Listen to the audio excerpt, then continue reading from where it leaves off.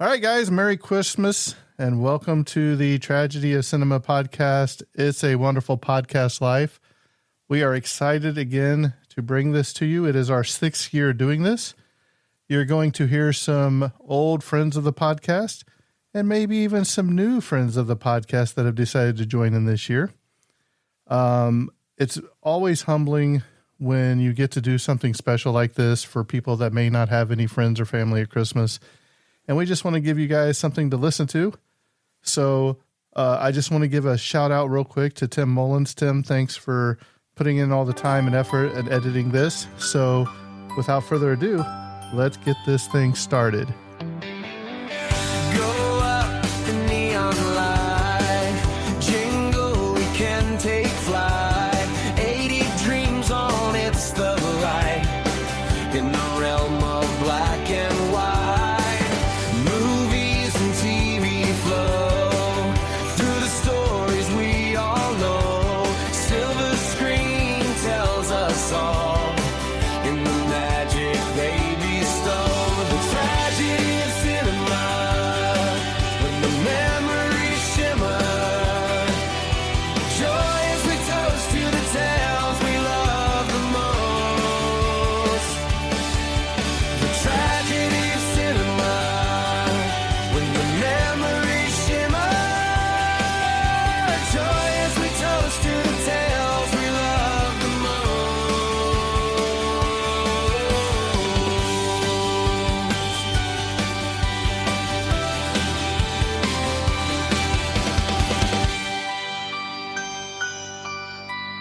All right, guys, welcome. I'm your host, Jimbo, and I'm joined by my two co-hosts today. Hey, this is Bond. And this is ADZ. I have asked these two yahoos to come on and help spread some Christmas cheer.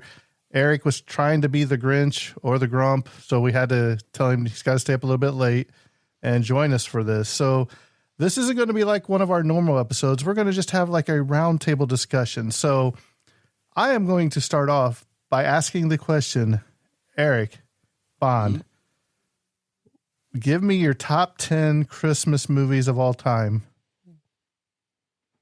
Top 10? Top That's 10. a big list. Okay. How about I give you the top 10 and you agree or disagree with where they're at on here or what you would add or take away? Yeah, that All sounds right, better. Go for it. All right.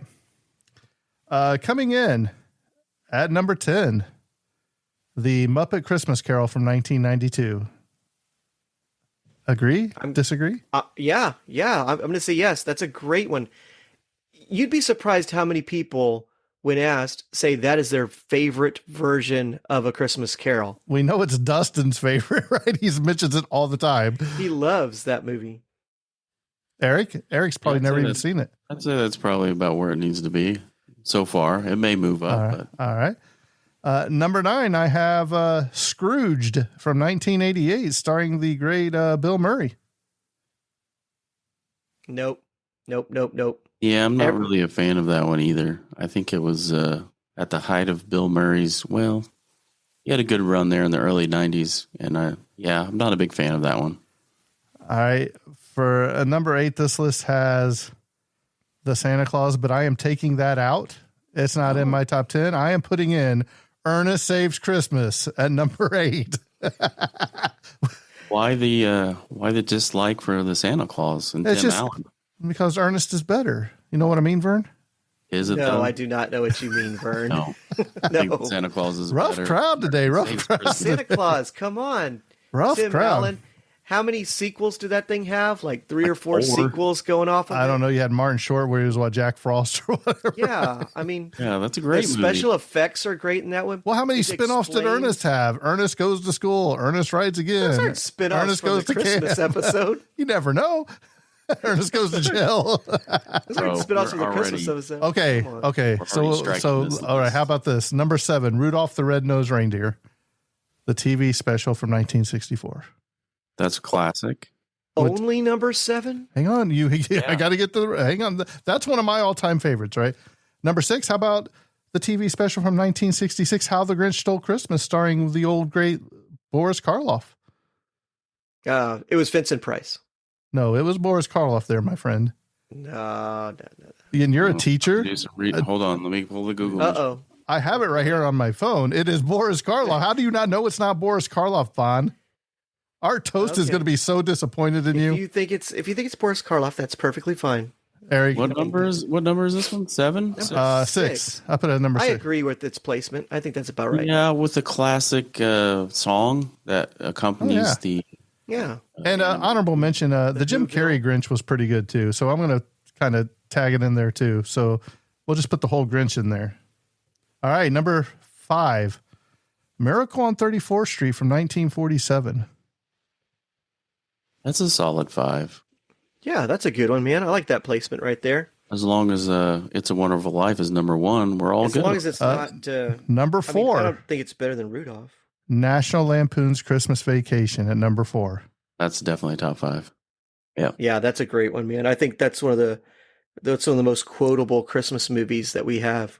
Number 3. Christmas Story? I don't know. Number 3 is Home Alone. Yeah, I'm okay with that placement. Really? Yeah. It's got to be up there in the top 5 movies. Are you going to put it in the top 5 over White Christmas? Because White Christmas isn't even on this list, but I like White Christmas. And I think White Christmas should be number 3 instead of Home Alone. Personally. I like Home Alone better. Number 2. Better watch out because ADZ will put his eye out. A Christmas Story. That's about right. Well, I mean, think about it. It's a 24 hours of A Christmas Story. And Eric watches it all 24 hours. Yeah, that was my youngest daughter's favorite movie for all times of the year.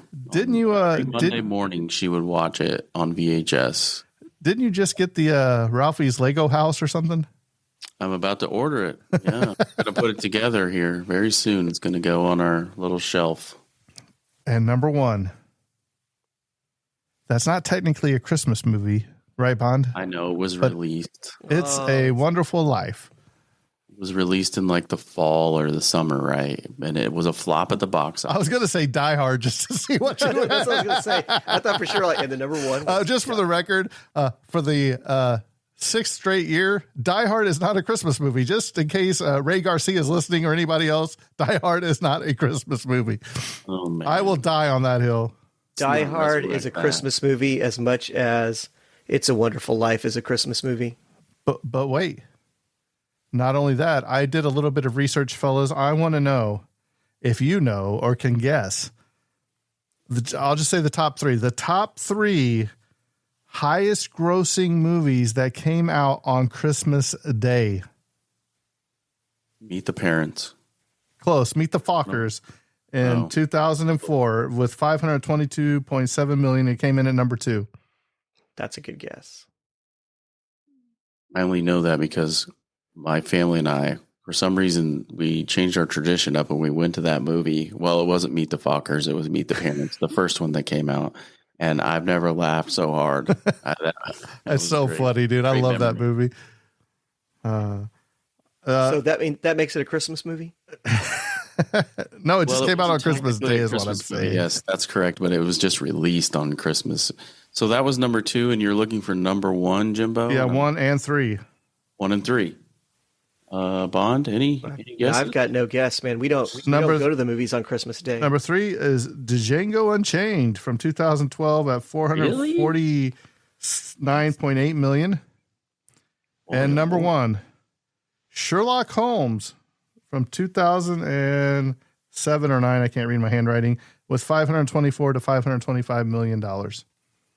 So no one goes to see movies on Christmas Day if those are the top 3. Well, no, I'm just saying who on Christmas Day that actually says, hey, the kids have opened the presents. We've had hot cocoa. Now Django Unchained. Yeah, that one threw me off. I know. But I'm just saying it's just the highest grossing ones. Right. All right. Now we're really going to get into the nitty-gritties. Are you ready? The top 10 Christmas songs of all time. Are you guys ready? All right. I think I know what the number 1 and 2 are. All right, here we go. Number 10, Feliz Navidad by Jose Feliciano in 1970. I stand that song. I hate it. Man. I don't like that. Wow. Bond, you a fan of Feliz Navidad? No, not really. Or as our toast would say, please smell my socks. Please smell my socks. It's the same like 6 words over and over and over again. Number 9. Santa Claus is Coming to Town by Bruce Springsteen live, 1975. Santa Claus is coming to town. I wouldn't have even cranked my top 10, but If you would have said the original Santa Claus is Coming to Town, I would have said yes. But the Bruce Springsteen version, no. You're killing me. Number 8. It's the Most Wonderful Time of the Year by Andy Williams, 1963. I like that one.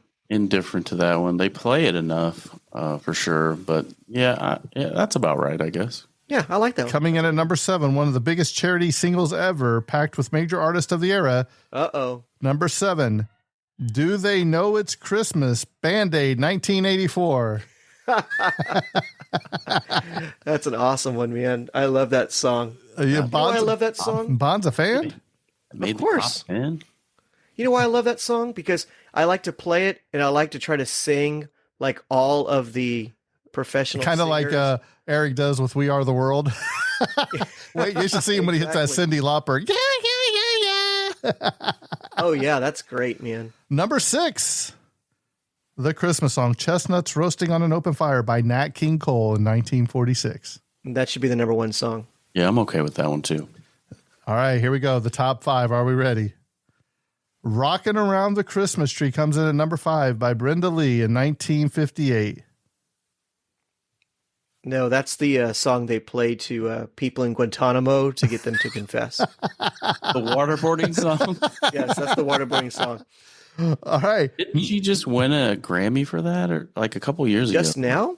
Yeah, like what was it? I'll have to come back to that. She won an award for something. Might have been a Grammy All right.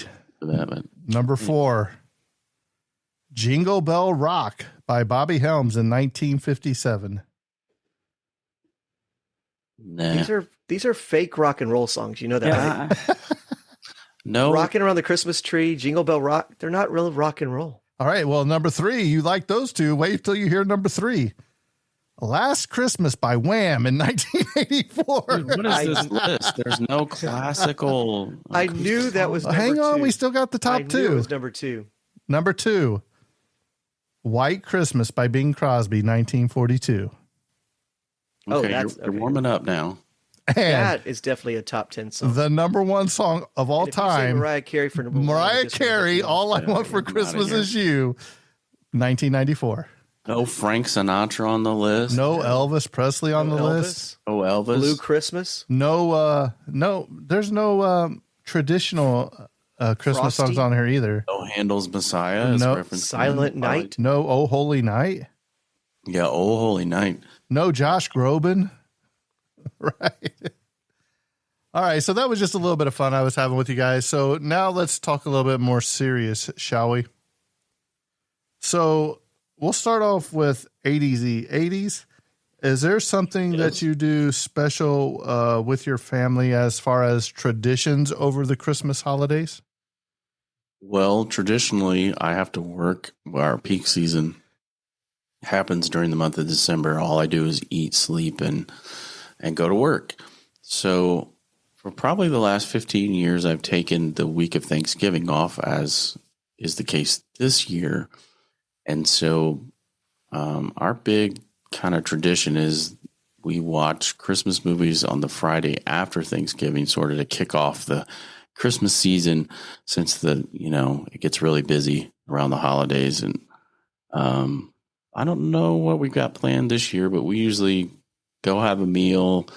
We eat out on that Friday, and then we come back and watch A Christmas Story, the movie. And we just hang out, do stuff. Do you put your Christmas tree up that day as well? We do. Yep. We put it up the Friday after Thanksgiving. Bond, what do you have? Any special traditions? I could really bring this thing down and make everyone sad to tell you about my Christmases as a kid. Oh, well, we're getting there. That's the next topic. But I'm just But Christmas traditions, we're a present in the morning. I know some people open their presents at night, like before on Christmas Eve, but we'll wake up and open our Christmas presents. My family was big on the Christmas stocking. So our stockings were like always packed, jam full of like Money? fun little things. There'd be a couple bucks in there. I just remember like getting some like CDs or cassettes and stuff, as a kid, or you'd get candy, and maybe there's always like one little stuffed animal in there that's like a reindeer or a snowman. Who you kidding, Bond? Those were 8 tracks back when they were stuffing them in your stocking when you were a kid. It's hard to stuff a record into the stocking. The vinyl doesn't fit. Walnuts. Yeah. Yes. It was a great Christmas if I could get an orange. I know. Yeah. I hate those stories. All those old times. It's so sad. So, Eric, we'll go back to you. Eric, is there one Christmas that is more memorable than any other ones to you? Yes. The Christmas, I was 9 years old, I believe. I don't know what year it was. Let's do some math here. 1987, I want to believe. So earlier in the year, my bike, I left it on the front porch. My bicycle got stolen. Oh, no. And this was like springtime, early summer. And so I didn't have a bike. Like all summer, I had to walk everywhere. And so Christmas Eve, of course, as was my tradition, I always got out of bed and snuck around the house and snuck into my parents' room. And I saw that they had bought me a brand new bike. And I was so excited. I could not go back to sleep. It was the best Christmas ever. And I got to, ride around the neighborhood again and didn't have to hoof it and wear out my shoes. It's a lot easier to deliver papers, as I had that job delivering papers. It's a lot easier on a bike than walking. It goes a lot faster. Bond? I'm just thinking of 80s delivering papers on foot, and like at the last people on this route get their paper like at 3 p.m. He just wants his $2, mister. His $2. Okay, have you ever seen the Richard Pryor movie, The Toy? Yep. Mm-hmm. Okay. One Christmas, not kidding, one Christmas, my brother and I woke up, and our big Christmas present was the go-kart from that movie, The Toy. Wow. No way. The one that looked like a Mack truck. It was blue and had like the little Mack truck bulldog on the front. Yeah. Yeah. That's what we got. We got the it was a go-kart. Nice. Oh, that's cool. And it looked exactly like the one from that movie, The Toy. Wow. And it was really amazing. But the only thing we didn't like about it was the way you turn it off is you have to like touch the spark plug, and there's like a little switch on the spark plug. You had to like kind of get shocked every time you turned it off. But it was like the best toy. We were the envy of the neighborhood, zipping around in that golf cart. Or the 80s wishes he had that instead of a bike now to do his paper Makes my route. bike stories sound pathetic. That makes it sound like the orange in the stocking. That was the best Christmas present we probably ever got. Yeah, that's awesome. That is really cool. For me, I could go back and tell you, if you listen Dark Discoveries podcast, it'll be on here later in this episode somewhere. I tell you like some of my favorite gifts I ever opened and all that. But as far as a most memorable Christmas, 80s, you'll remember this. It's probably only been about 3 years ago, maybe 4 now. My dad had a heart attack about 4 days before before Christmas, and they didn't know if he was going to make it or not. And we got to get together, and he even, we went Facebook Live on the podcast page, and he said hello to everybody and all that. So, that's probably my most memorable one. Because, the stuff you have as you're a kid, when you get older, it doesn't really matter that much to you. It's the moments. And, so I say that to say this: don't worry about buying your kids all the latest and greatest things. Make memories with them, because memories last a lifetime. Stuff lasts for a moment. Yeah. So, I just thought that was something I'd like to share there too. True. So that story also makes my go-kart sound like an orange. Yeah, really. Sorry, Thanks guys. a lot. You really set us up there. So do you have one from your childhood though? Like an actual toy? I know obviously. I do remember, I think you'll hear it here again later on in this episode, but Okay. I have two. One I think was in 1983 or 84 when I got the Castle Grayskull from the Masters of the Universe. Right. And then I think it was 85 when I got the original Nintendo Entertainment System. Played Super Mario most of the day. I remember that. So those two were okay. Did you ever snoop around and look at your presents beforehand? Every year. Bond, did you? I did a little bit, but I guess I think my parents must have kept our presents like at somebody else's house. Bond was a good kid. Yeah. Oh yeah. I looked and I couldn't find anything, but Well, we'll just say my dad listens to this podcast and sometimes co-hosts, so I'm not saying anything. I plead the fifth. He still hides the presents in the same place. Yeah. Do you guys have a favorite holiday snack you eat, either at Christmas dinner or while watching Christmas movies or anything? Well, that one kind of reflects back to my worst Christmases ever. Oh, well, Bob, why don't you go ahead and give us your worst Christmases ever, since you're dying to tell the world. Well, it all ties in. Okay, so my parents got divorced when I was 10. Oh, here we go. And please don't tell me they got divorced on Christmas Day. I remember it was Christmas Day. He opens up and says, "Surprise!" No, it wasn't. No, it wasn't Christmas You Day. get to pick who you want to live with. I remember my present was I got to pick my mom. And so since my parents were divorced, I lived with my mom. So it was my mom, my brother, and I.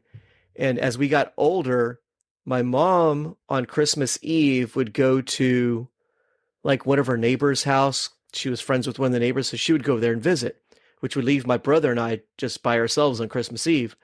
While my brother would go over to his friend Todd's house, because Todd opened up all his presents on Christmas Eve. That was their family tradition.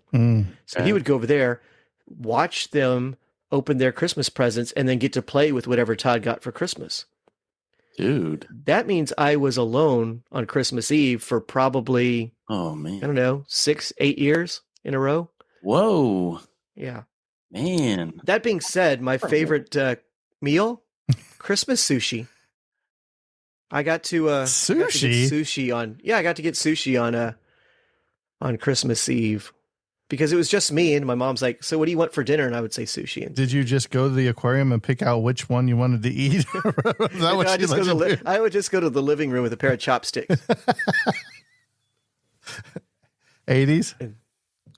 Are we talking about worst Christmas? Well, that, or we're talking about the food, whatever.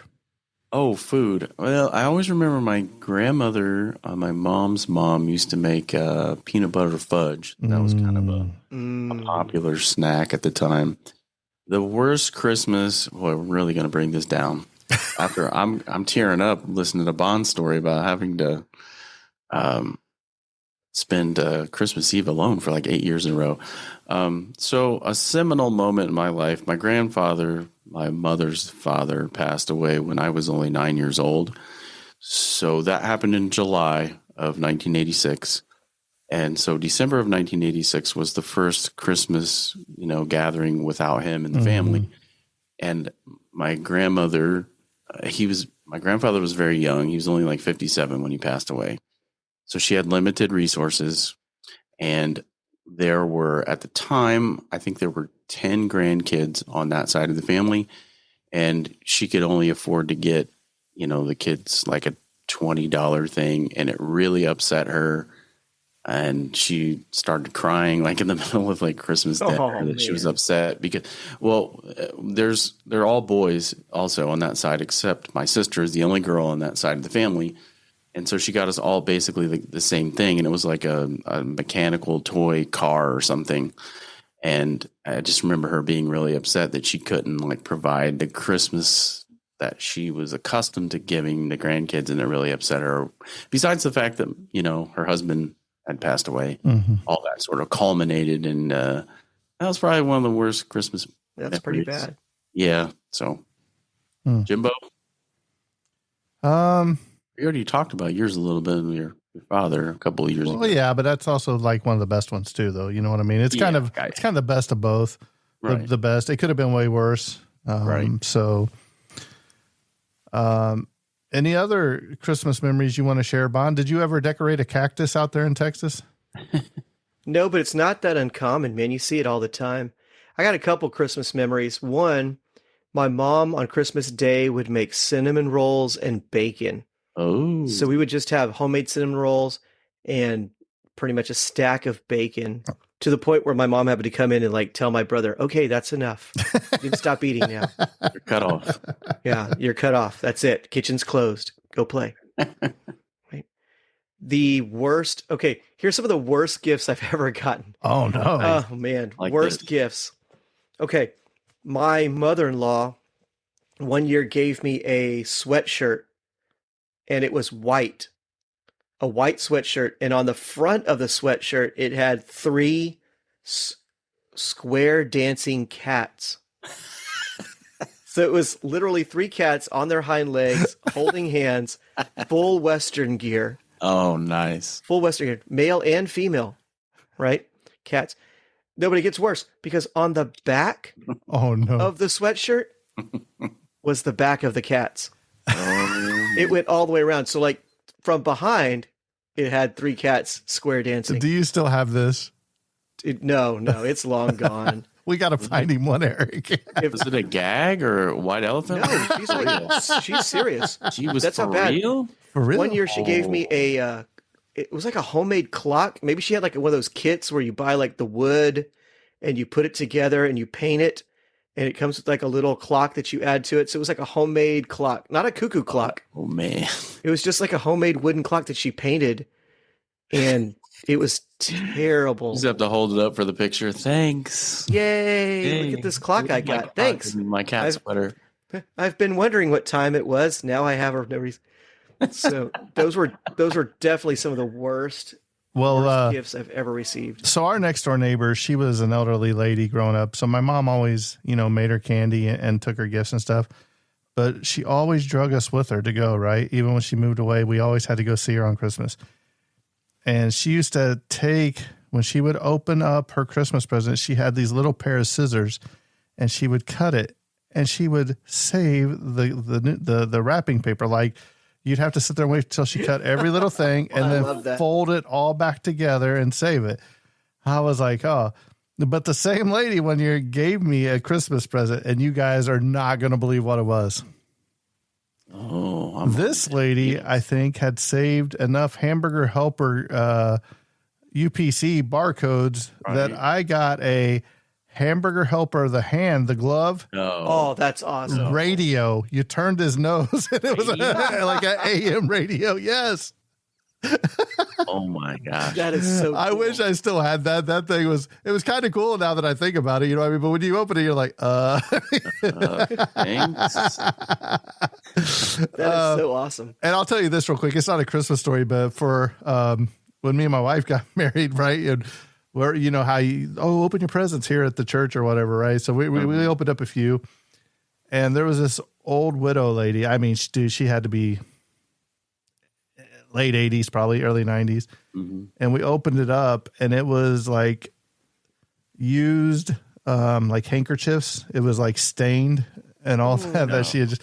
Really? I mean, it was the thought that counted, right? It was just like, sad. yeah. What thought was that? I don't know. She probably just went around her house and said, "What can I give these guys that I don't want anymore, or don't use?" You and said used. I thought like not like she didn't like blow a hockey in it, but it was like it was That's what I'm stained. saying. What kind of thought is that? Well, they were stained. They were still crusty looking. You know what I mean?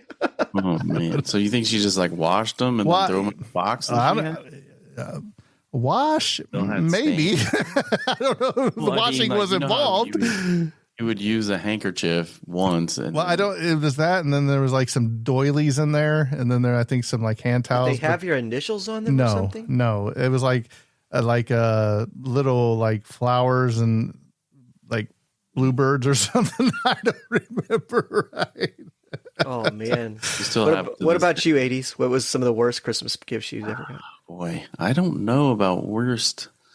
I had a proclivity of like everything that I would get on Christmas. Like, okay, for example, one year I got a remote control car. That thing was broke within like 2 hours. So like I would always break everything, and it used to, I think, upset my parents a little bit. Oh yeah. I'm trying to think of the worst. I don't know if I've. My nephew got a drone one year, right? And we're over there in Illinois, and he's like, him and my son go out, and they're like flying, like, and he comes back in, dude. He lost the drone. It went back in the woods, dude. No. It was like, it was snowing out and everything, dude. It went like 3 fields over behind. They didn't find it for like, I don't know, like a year or something out or when they went to harvest, like, or plant in the spring. I was like, wow, where'd it go? I don't know. Them things weren't cheap either. You know what I mean? Oh, I just remembered. One year, my grandfather, he decided that he was going to get me a new pocket knife, and I might have been just a little bit too young. And right after I opened everything, I opened it up and immediately just sliced my thumb open. It was bleeding all over the wrapping paper and everything. So that one will live in infamy. Did you ever have lightsaber wars with the Christmas wrapping paper empty tubes? Oh yeah, of course, man. Sword fights. Oh yeah. You know, you go to swing it, and it would just go and bend over like halfway. When I was really young, there was one year I got a big wheel. You know those big wheels. I got a big wheel for Hot Christmas. Wheels. Yeah. Yeah. Big wheels. And you'd crank it and you go click, click, click, click, click, click, click, click, click as you were riding. Yeah. Yeah. Awesome. I would say after about 2 hours, my dad pulled his pocket knife out and cut off the plastic part that made the little clicking sound. Thicker. Yeah. Because he was like, oh, hell no. Click. And he cut off the little part that makes the clicking sound. So And I had that's a big wheel, but it was and just that's a the day silent one. Bond went to go live with his mom. Well, it was definitely a decision maker. I could tell you that much right now. Big wheels are awesome, man. Oh yeah. My mom had this crazy tradition where she would open up her Christmas presents early from her friends. Mm-hmm. She would open up early, and then on Christmas Day, my brother and his family comes over, my family come over, and we're all there Christmas Day opening presents, taking turns opening presents, and she would rewrap the presents she's already opened. She would rewrap them, and then she would open them and act surprised. Boy. Did she say who she got them from, or she was like, yes. oh. She would say, oh, this is great. This is some perfume from Sandy. And then she would open it up. Yay, look at it. And I was like, well, you opened it already. It's the bottle's empty, it. Mom. Practicing resealed your acting skills, yeah. To look surprised. Yeah, it's crazy. So how many times a day on Christmas Day do you watch A Christmas Story? Was that for me? For both of you. Oh, you know, on Christmas, on the actual 24-hour marathon, I might catch like maybe 20 minutes of it. You know, It's pretty much memorized. I usually only watch it once a year. That's kind of where I'm at too. I hate it because once you've seen movies over and over and over, sometimes I don't like sitting through them all the time. Like I'll be like Elf. I'm not a big Elf fan. Number one, I don't know if I've actually sat down and watched Elf from A to B. I think me and Bond talked about this the other day. I've seen clippets here, clippets there, and clippets here, and I can piece them together, but I don't know if I've actually sat down and watched that thing all the way through. Always on your phone. That's what happens with A Christmas Story. I get maybe 10 minutes in. I'm like, oh, let me scroll on my phone with my ADD. I've seen it so many times that, yeah, it's hard to. Do you like Elf? For us, it's just in the background. Eric, do you like Elf? I have seen Elf all the way through. Yeah. Bond? It's okay. You know, I have never seen Elf. I've only seen bits and pieces of Elf. Really? Okay. Yeah. What about Polar Express? No way. Polar Express is one of the scariest Christmas movies ever made. I put scariest Christmas movies: Black Christmas. Oh yeah. Krampus. Express. And Polar Express. What about Christmas with the Cranks? You like that one? Tim Allen and Christmas with the Cranks is one of my favorites. I love it, dude. That's a good one. Frosty. And what is it? Deck the Halls. Have you seen that one? I think. Let's circle back around to Polar Express. What's scary about Polar Express? The Tom Hanks Santa voice at the end when he meets the little boy. The whole thing. It's the animation's kind of creepy. Yeah, I'm not a big fan of it either. Yeah. The animation's kind of weird. The whole concept of here's this Tom Hanks's character like takes these kids to the North Pole. And I know they're excited about it, but I'm thinking they're being kidnapped. Yeah, They're being kidnapped and taken. This is child slavery. It's just the whole idea is creepy. The way he collects the tickets and he goes around to all the kids collecting the tickets scares me. Okay. The whole thing's just weird. I'll tell you what. The hobo on top of the train. Yeah, he's like, oh. Okay. Oh, man. I'll tell you another one that's kind of weird like that is the Jim Carrey Christmas Carol, the CGI one. It's kind of got some of that same animation with it too. Same animation. So that's what about Hallmark Christmas movies? Never. Family's not into them. Okay, guys, on YouTube TV, dude, they actually have a Hallmark Christmas channel, dude, where they've been showing. My wife's been watching them since October 1st or something. It's the same plot for every movie. And not only that, but on YouTube TV, there's another channel called like the Great American Channel that shows even cleaner Christmas movies. And I'm like, what? We got double dozy dough now. All right. But a good Christmas movie that I like, it's called No Sleep Till Christmas or something like that. I think's the name of it. It's pretty good. I'll have to find it and post it. It's on Amazon Prime, I think is when I seen. But it's about a guy that has like can't sleep at all, and about this lady who's getting married. She can't sleep at all. Well, anyway, she ends up running him over in the car or something. She's taking him to the hospital or whatever, and they're sitting in the parking lot, and they both fall asleep in the car, and they're both, it's like the best sleep they ever had. So now they've decided that they're going to get rest. They sleep together, like in the bed. it's pretty good. Ends up falling in love with him or her, and it's good. And she gets, it's pretty good. What about Reindeer Games? Is that considered a Christmas movie? Oh, that's got to be a Christmas movie. Is that Ben Affleck? Yeah. Gary Sinise. No. I love Gary Sinise. What about Forrest Gump? Is that a Christmas movie? No. Come on, man. All right. So what qualifies a movie to be a Christmas movie? Does it have to take place during Christmas, or does it have to like directly relate to the holiday itself? Well, it's like Die Hard. To me, Die Hard is an action movie first and foremost that just takes place at Christmas time, correct? Right. So I just think that is an action movie around the setting of Christmas. Like, it doesn't have any direct correlation to the plot of the movie. It's about stopping the terrorist. Yeah. Okay. Kind of like Lethal Weapon. Exactly. Same thing. It's Christmas theme in Lethal Weapon, but it's not part of the actual plot of the movie. Right? Same way as Batman Returns. It's not a Christmas movie, although a lot of people claim it is.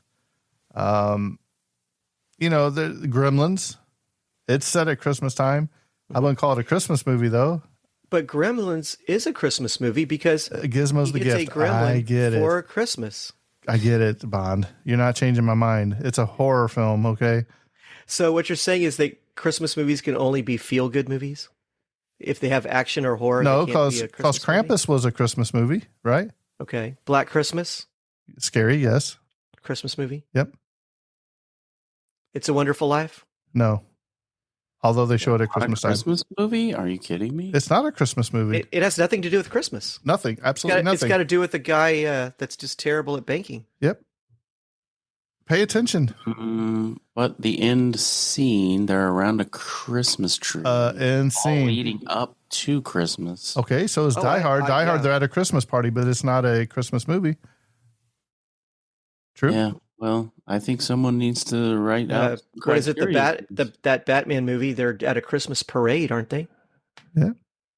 So now we've lost Eric. We've made him mad. Probably half the listeners mad. Hello. No. We've devolved into the age old argument, right? That we always have on this podcast.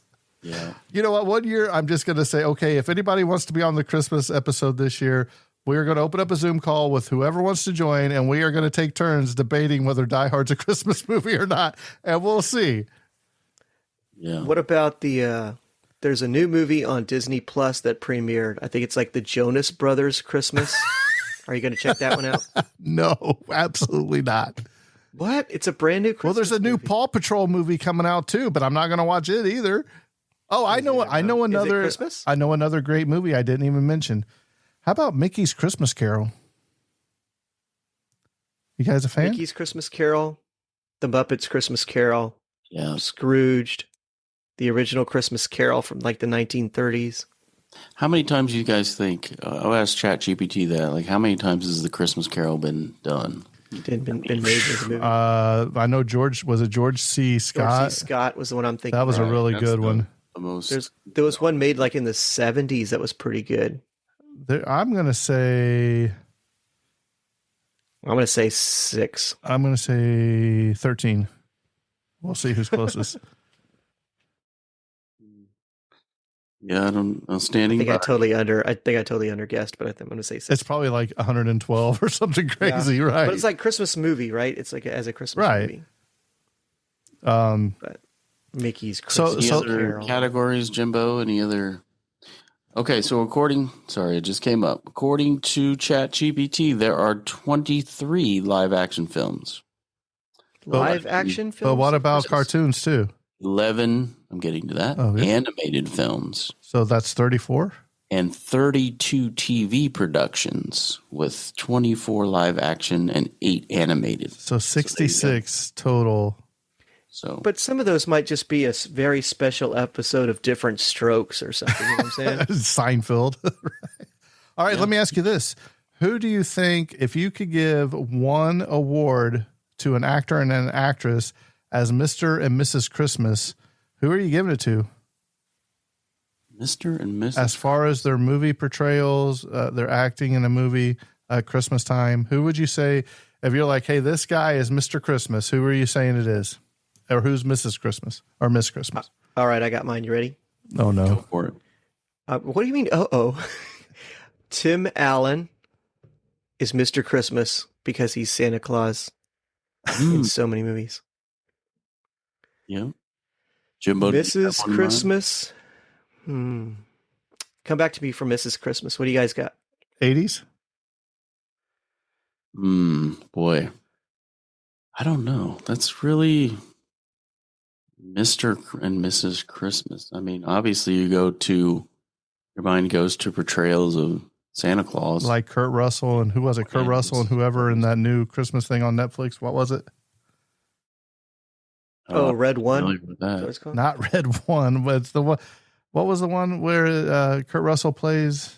Man, I can't remember the name of it. I'm going to say Bing Crosby is Mr. Christmas. That's a what I'm good one. thinking. With Yeah. him with the little the bow tie on the album cover and White Christmas and all that. That's probably my Mr. Christmas, the smooth baritone voice of Bing Crosby. I like it.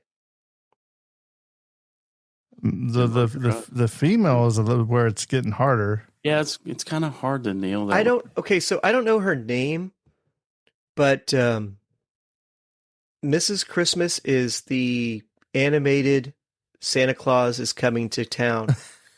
Oh, You know what I'm saying? It's like she's a young woman. She's in love with Kris Kringle. Yeah, And then later they show her and she's Mrs. Claus. yeah. I don't know the actress who does the voice for that character, but that's Mrs. Christmas. Okay, so my Mrs. Christmas, I'm going with Candace Cameron Blue or whatever her name is, because I think she's been in a lot of Hallmark Christmas movies. Correct? the guy from Saturday Night Live. Layside. It's got What about- Dan Aykroyd. Dan Aykroyd. Thank you, Bond. That Yeah. was the name I was trying. What about this? Just came to my mind. Jingle All the Way with Arnold Schwarzenegger. As Mr. Christmas. He'll be I back. think that's underrated. It's a funny one, but That's a that, good movie, funny man. but Sinbad Sinbad in that is hilarious. funny, dude. So is Phil Hartman in that. Yeah, Phil Hartman was hilarious. What too. was the name of that like action figure that they were trying to all get for Christmas? I can't Turbo remember. Turbo Man. Turbo Man. Nice. Yeah. Let's do the Snowman. I used to love all those animated ones. The All one right. that sticks out to me is, remember that one stop motion that had like Heat Miser? I don't know. And it was like he had like a flame hair. Yeah. And Oh, the other yeah, guy yeah, was yeah. like Mr. Frost or Mr. Freeze, I think it was. And they Yeah. were like rival brothers that hated each other. That was so weird. So my Mrs. Christmas, I think it's going to be Candace Cameron Blue Oh yeah, you said that. Sorry. or Dolly Parton. Okay. What Christmas movie is she in? Well, I was going to say Marilyn Monroe because she can always be my present. Mrs. Christmas is Mariah Carey. Hey, that's probably true. Let's think about it. Might be, yeah. Yeah, I hate to say it. It might be. Yeah. Well, So there you go. Solve that one. it's going to take me a second to edit all this out. So I think we lost you several times there. Yeah. So we thank you guys for joining us once again. We hope we brought a little bit of happiness to you, maybe a little bit of sadness with Bond's childhood memories. But stay tuned. You're going to hear some other podcasts, some of my new friends, some old friends. And we here at the Tragedy of Cinema hope you have a blessed and Merry Christmas and a Happy New Year. And I think this episode's coming to a close, and that's a wrap. And cut. The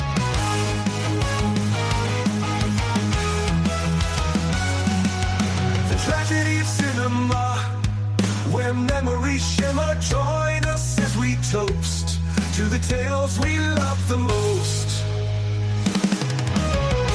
The tragedy of cinema, where memories shimmer. Join us as we toast to the tales we love the most. Those we love the most.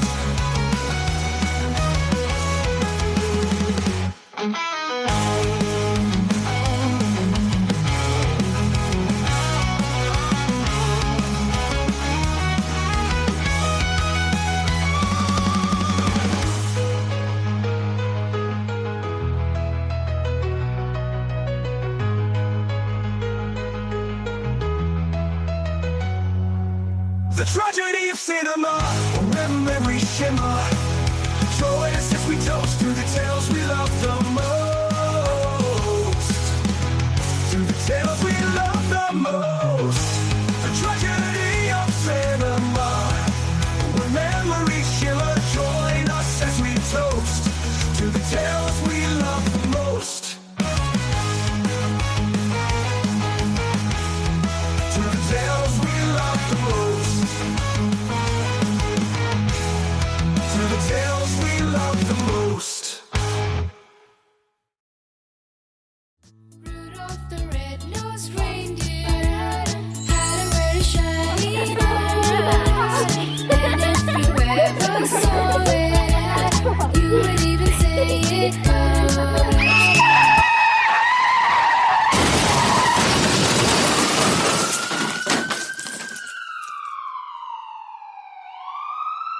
Christmas used to be my favorite. The lights, the songs, the smell of pine. It was magic. Then Mom and Dad and little Timmy, they were gone. One icy road, one terrible night, just before Christmas. And the Christmas magic, it went with them.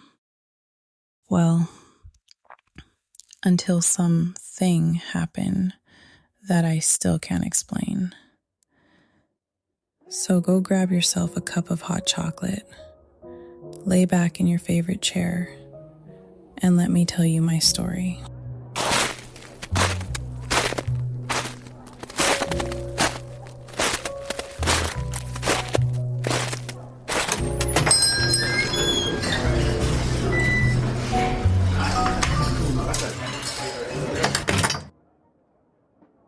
Wish I had a family.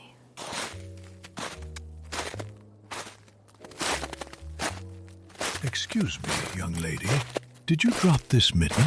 I found it laying just over there, in the snow. No. Sorry. Ah, I see. Such a bright, cheerful little thing, isn't it? A shame to leave it alone in the cold. Or perhaps it's waiting for its owner to come back. Or perhaps it's waiting for someone to give it a new purpose. Oh, excuse me, young lady. Stranger danger, I get it. I apologize. My name's Arthur. And you are? Lily. Lily. A beautiful name. Like the flower. Are you enjoying the festivities, Lily? I don't know. There's nothing to enjoy. Ah, I see. Some years the lights don't shine quite as brightly, do they? Or perhaps we just forget where to look for them. No. Christmas is just stories. And presents you don't really want. And people pretending to be happy. It can feel that way when the world feels particularly cold. Tell me, Lily, what do you think Christmas is really about, beyond all the glitter? I don't know. Families? Families being together, I suppose. You're not wrong, dear Lily. It is about families, and about remembering those we cherish. But it's also about something more, something older and stronger than any storm. It's about hope and kindness and the simple act of believing. Like this lost mitten. Would you believe this mitten could bring joy to someone? It's just a mitten. Perhaps, but it's warm. And someone somewhere could use a little warmth.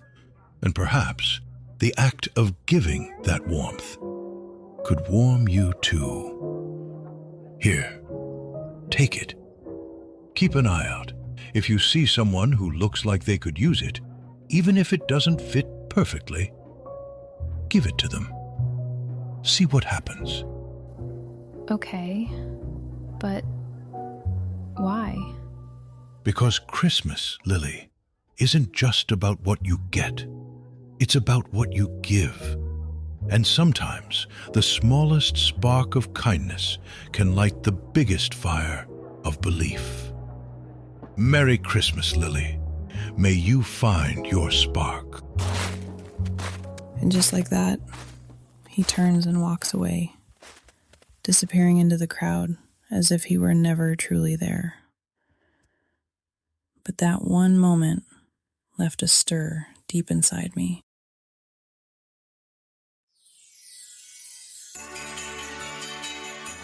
Jackie Johnson presents to you The Last Broadcast.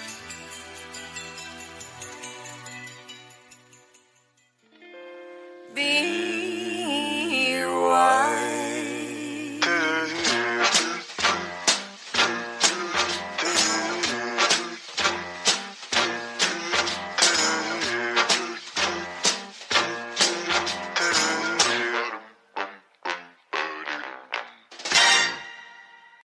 Good evening, McCordsville, and Merry Christmas Eve. You're listening to 103.9, the music of McCordsville, coming to you live from our little booth on Elm Creek Road. I'm your host, Ed Mercer, keeping the lights on, the cocoa hot, and the carols coming till Santa himself taps on the tower. Here's one to keep you rocking around the tree tonight. Rocking around the Christmas tree at the Christmas party hop. Mistletoe hung where you can see every couple tries to stop. Rocking around the Christmas tree, let the Christmas spirit ring. Later we'll have some pumpkin pie and we'll do some caroling. Evening, Margie. Thought you got lost in a snowdrift on me. You wish. I'm home with my cocoa and my radio. How's it looking up there? Like Santa's getting frostbite. Can't see 10 feet past the tower light, but we're still on the air. You'd keep talking if the world would freeze over. You keep listening. You're my only proof there's life out there. Margie, you just stay home. You can call it on the station's line. No sense in both of us getting caught out in this storm. Well, that's a relief. I was calling to tell you my danged car battery is dead from this cold. You just stay warm and keep those jingles coming. You'll do. Okay, gotta run, Margie. Song's almost over. Everyone dances merrily in the new old-fashioned. Let's keep the spirit glowing while the snow keeps falling. Phone lines are open, so give me a call at McCordsville 103.9 and tell me what Christmas looks like where you are. You're on the air with Ed Mercer. Who's calling tonight? Evening, Ed. This is Ron over at the McCordsville Fire Department. Figured I'd give you the latest on the roads. Hey, Ron. How's it look out there? Rough. Visibility's near zero past the ridge and power's flickering east of Maine. We've got half the town running on generators already. Guess the station isn't far behind, huh? Wouldn't surprise me. Wind's knocking down the feeder lines one after another. Just keep a flashlight handy and maybe a thermos. Already got both. You boys holding up okay? We're good. A couple stranded cars by the bridge, but nothing serious yet. If anybody's listening near Miller Ridge or Old County Road, stay put. No sense trying to drive through this mess. You heard the man, McCordsville. Tonight's a night for cocoa, not car trouble. That's right. Stay warm, stay safe, and we will update everyone on any changes as the storm moves through. Thank you. We appreciate the update, Ron. Anytime. Keep that tower light on. It's about the only thing we can see from down here. Will do. Our beacon guiding Santa to town. We have time for another caller. Let's go to the lines. You're on the air with Ed Mercer. Merry Christmas. Hi, Mr. Mercer. My name's Abigail. Mom thought I could stay up for Santa's sleigh bells. Well, hello there, Miss Abigail. That's a fine reason to be up late. You think you might hear jingle bells soon? I've been listening real close. Santa can't make it from the snow. Well, don't you worry about that. Santa's from the North Pole. This weather's nothing to him. He'll find you just fine. I can see the red light from the tower from my window. It looks like Rudolph knows help Santa find our house. Well, I'll be. Maybe it is. I'll tell the big guy to follow that light straight to your street. You know Santa? Oh, sure. We go way back. Every Christmas Eve, he tunes in right here for the weather report and a song or two. Can you tell him I said hi? Why don't you tell him yourself? He's probably listening right now. Go on. Say hi. Hi, Santa. It's Abigail. Thank you for flying here when it's cold. I hope your raisins are not tired.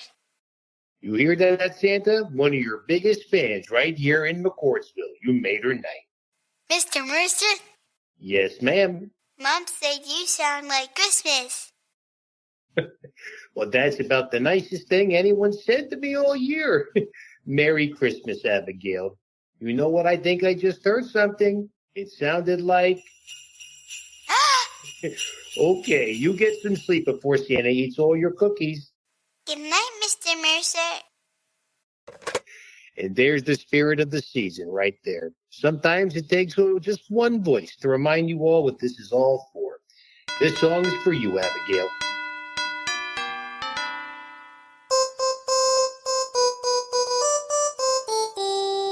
Dashing through the snow in a one-horse open sleigh. Oh, If this is Santa calling to thank me, I like chocolate chip cookies. Sorry, not the big guy, just your snowed-in co-host. That little girl was precious. She was, wasn't she? Reminded me of why I love nights like this. Oh, that's your magic. You make people feel like you're right there beside them. I try. Don't deny it's mostly me, the static in the snow. You sound a little lonely, honey. Are you all right up there? Maybe a little. Comes with the territory. But hearing voices like hers helps. Oh, promise me you'll head home soon, all right? As soon as the clock hits midnight, cross my heart. Well, I got to call Margie. I'll ring you back.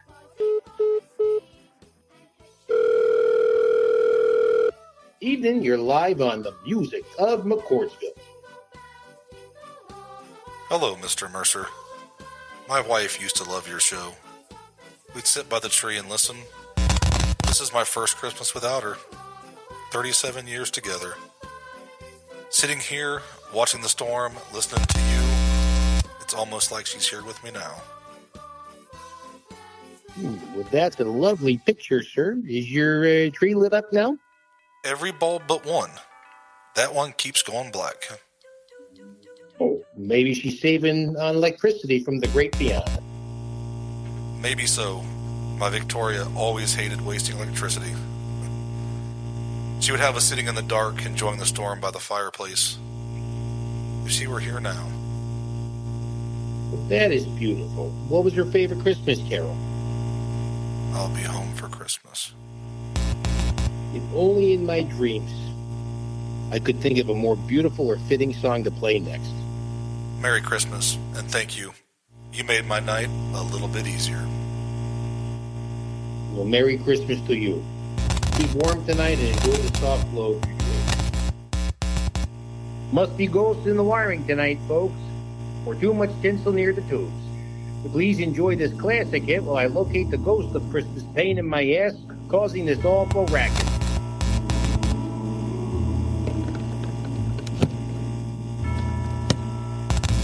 I'll be home. Where is that coming from? God, criminy, son of a big. Where the hell I put this thing?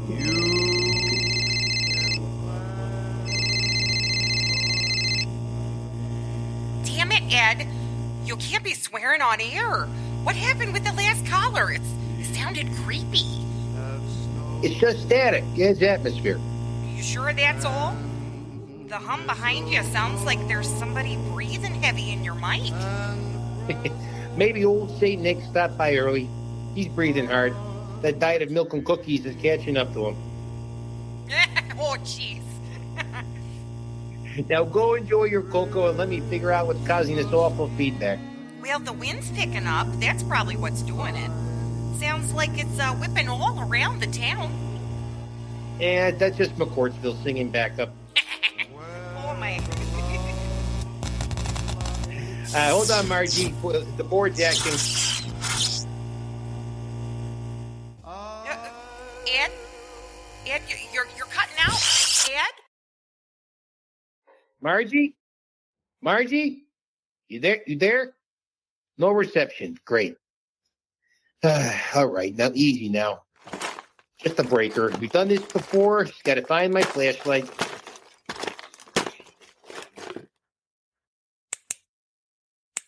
Okay, the freaking dark and dead batteries. Oh, geez. Perfect timing. All right.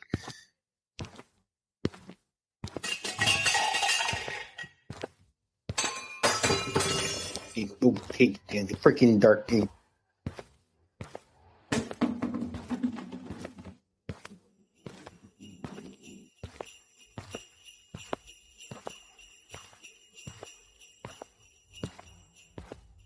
if that's you, Santa, take it easy on the shingles. Just got to find my way to the breaker. Freaking crap. Well, now that's new.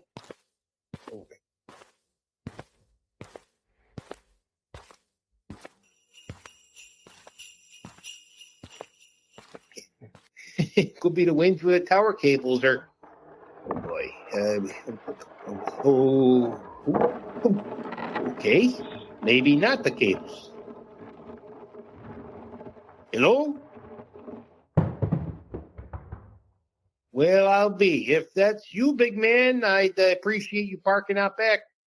The roof's not a zone for reindeer. You're a grown-ass man freaking yourself out over a snowstorm. No footsteps, no voices, just the wind. Just the wind. Just the wind, Ed. And that damn piece of shit generator.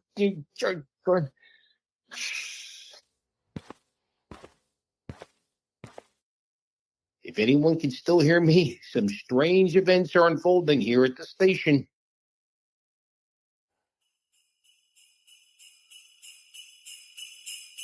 Hear that, folks? Might be the tower lines or something else in the wind. Either way, it sounds like Christmas Eve to me.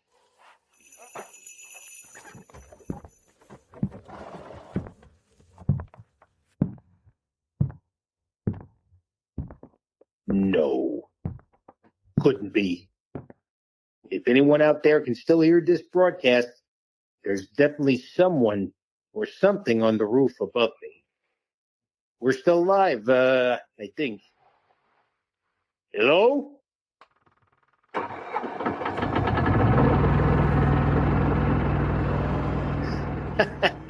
And there's the miracle. Thank you, Santa, or whoever's listening. Sorry about that, folks. We lost power for a couple of minutes inside the studio, but we're back on the air now. Whew.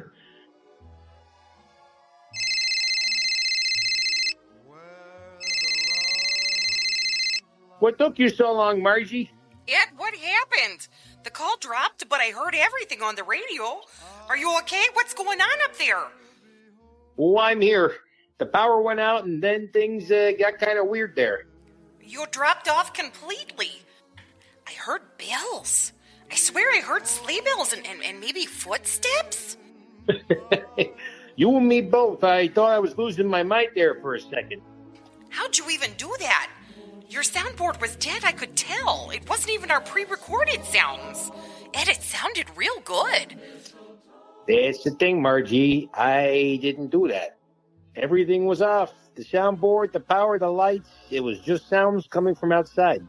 You're serious? Yeah. It was faint. Kind of far off at first. Then it sounded like it was right on the roof there. Maybe the wind caught the guy wires. Made them ring just right. That's a real musical gust then. Had a rhythm and everything. You always do attract to strange signals. Yes, so. Feels different tonight, though. Can't tell if I'm cold or just spooked. Both, probably. I heard it, though, Ed. It was eerie, but it was beautiful. Yeah, it was. For a second, it felt like something was out there, listening back. Well, if it was, I hope it heard you curse at the generator. We gotta replace that piece of shit. Oh, Ed. Play one more song, sign off, and get yourself home. You've done enough talking to ghosts for one evening. Copy that. Thanks for staying on the line, Margie. Oh, always. I'm just sorry I wasn't there with you tonight. Merry Christmas, Ed. Merry Christmas, Margie. All right, Mercermanians, the lights are back on. The storm is slowing down, and somewhere out there, the bells are still slightly ringing. If you heard them tonight, well, maybe that's a good thing. You know, radio is a funny thing.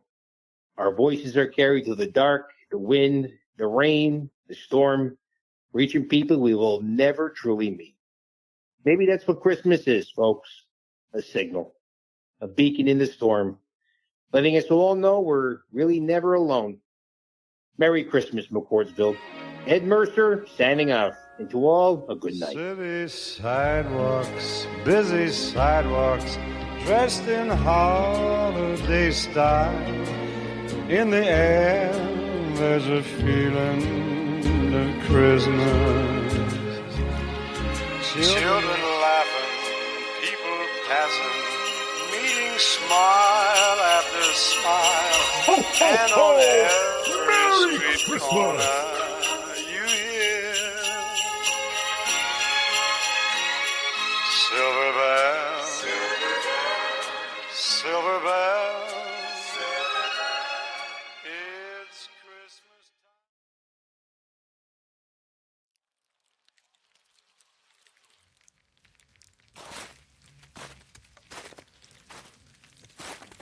Later that day, I was walking through an alleyway, away from the festive lights. I was still clutching that mitten. Then I see her. An older, homeless woman, huddled in a doorway, shivering, wrapped in a thin blanket. The woman looks tired, sad. Then I remembered what the old man told me. Perhaps. But it's warm, and someone somewhere could use a little warmth.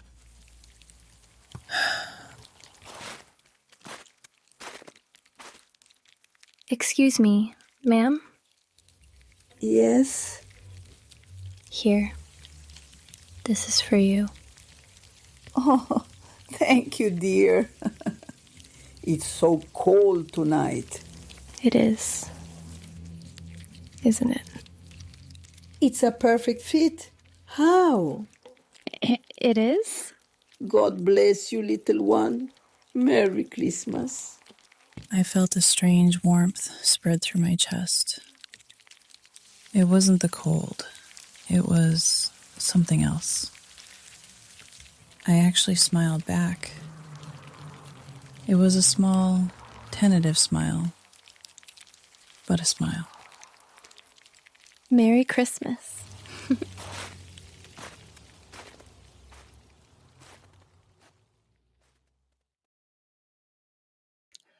Hey everyone, I'm Andy. And I'm Felice, and we are the You Two Scare Me podcast coming to you from Key West, Florida. We are honored to join the Tragedy of Cinema for this special Christmas collection. In this episode, we are bringing you a special holiday treat, stories from both of us. We both will be sharing chilling Christmas tales from Nordic lands. Dive into the shadows with us as we bring you haunted holiday lore in this episode of the You Two Scare Me podcast. Tonight, we are diving into one of the most enduring and terrifying figures in Icelandic culture, Gryla, the Icelandic Christmas witch. Ooh. She's older than Santa, older than Christianity in Iceland, older than the country itself. She is a winter ogress, a child snatcher, a mother of monsters. And according to many Icelanders, she is still out there roaming the mountains when the snow is deepest. Oh my goodness. So wrap up in a blanket, turn down the lights, and let's step into an Icelandic blizzard. Side note, I've been in an Icelandic blizzard and it is no joke. Oh. It is terrifying. Oh, wow. Like you can't even see like a foot in front of you. Oh my gosh. It's so scary. Coming from someone from the Pittsburgh area, that's kind of crazy. It's insane. We were driving through Iceland and we stopped at a gas station to get an Icelandic hot dog, which is a whole thing. Okay. Don't even worry about it. Okay. And these guys are like, which way are you going? And we said, and they're like, yeah, you need to keep going that way because all the roads back to Reykjavik are closed. Ooh. And so we're like, okay. And we're driving. Okay. And then literally cannot see. And the wind is blowing so hard that to go straight, Ryan has to have the wheel like turned this way. Oh gosh. It was insane. Wow. Anyway, that was Thank you for that. That was a near-death experience in Wow. Icelandic blizzard. Yikes. So back to Gryla. Gryla's earliest appearance is found in 13th century texts. Specifically, and just so you know, there are a lot of Icelandic words in this, and Icelandic language is extremely difficult, so I will not even pretend to say that I can pronounce these correctly. Okay. Just Apologies in advance. Do your best. Gryla's earliest appearance is found in 13th century texts, specifically the Icelandica saga and the Sturlinga saga. In these early mentions, she isn't tied to Christmas yet. She's simply described as a trollkona, a troll woman living in the mountains. So in medieval Iceland, the word troll didn't necessarily mean creature. It meant something supernatural, beyond human norms, like giants, spirits, or monstrous humans. Ooh. Gryla is generally described as being a giant or an ogress, but some say she is a witch or wilderness spirit who lives in the Dumaburger lava fields or in the mountains of Iceland. Descriptions of Gryla vary. Some legends describe Gryla as a large, hideous creature with a grotesque face, like withered stone, hooves as large as shields for feet, a voice that echoes across valleys, a horned tail, and a huge bag slung over her shoulder to carry naughty children. Others describe her as having 15 or even 40 tails, a beard, horns, and multiple heads. In a book of Icelandic legends collected by Jan Arnason, which was published in English in 1864, the description of Gryla gets even more specific. It said that Gryla had 300 heads, 6 eyes in each head, and 2 ghostly blue eyes at the back of each neck. She's not winning any beauty contest. She had goat's horns, long ears that hung down to her shoulders, and 300 noses. On each forehead was a tuft of hair, and on each chin a tangled and filthy beard with teeth like burnt lava. Whoa.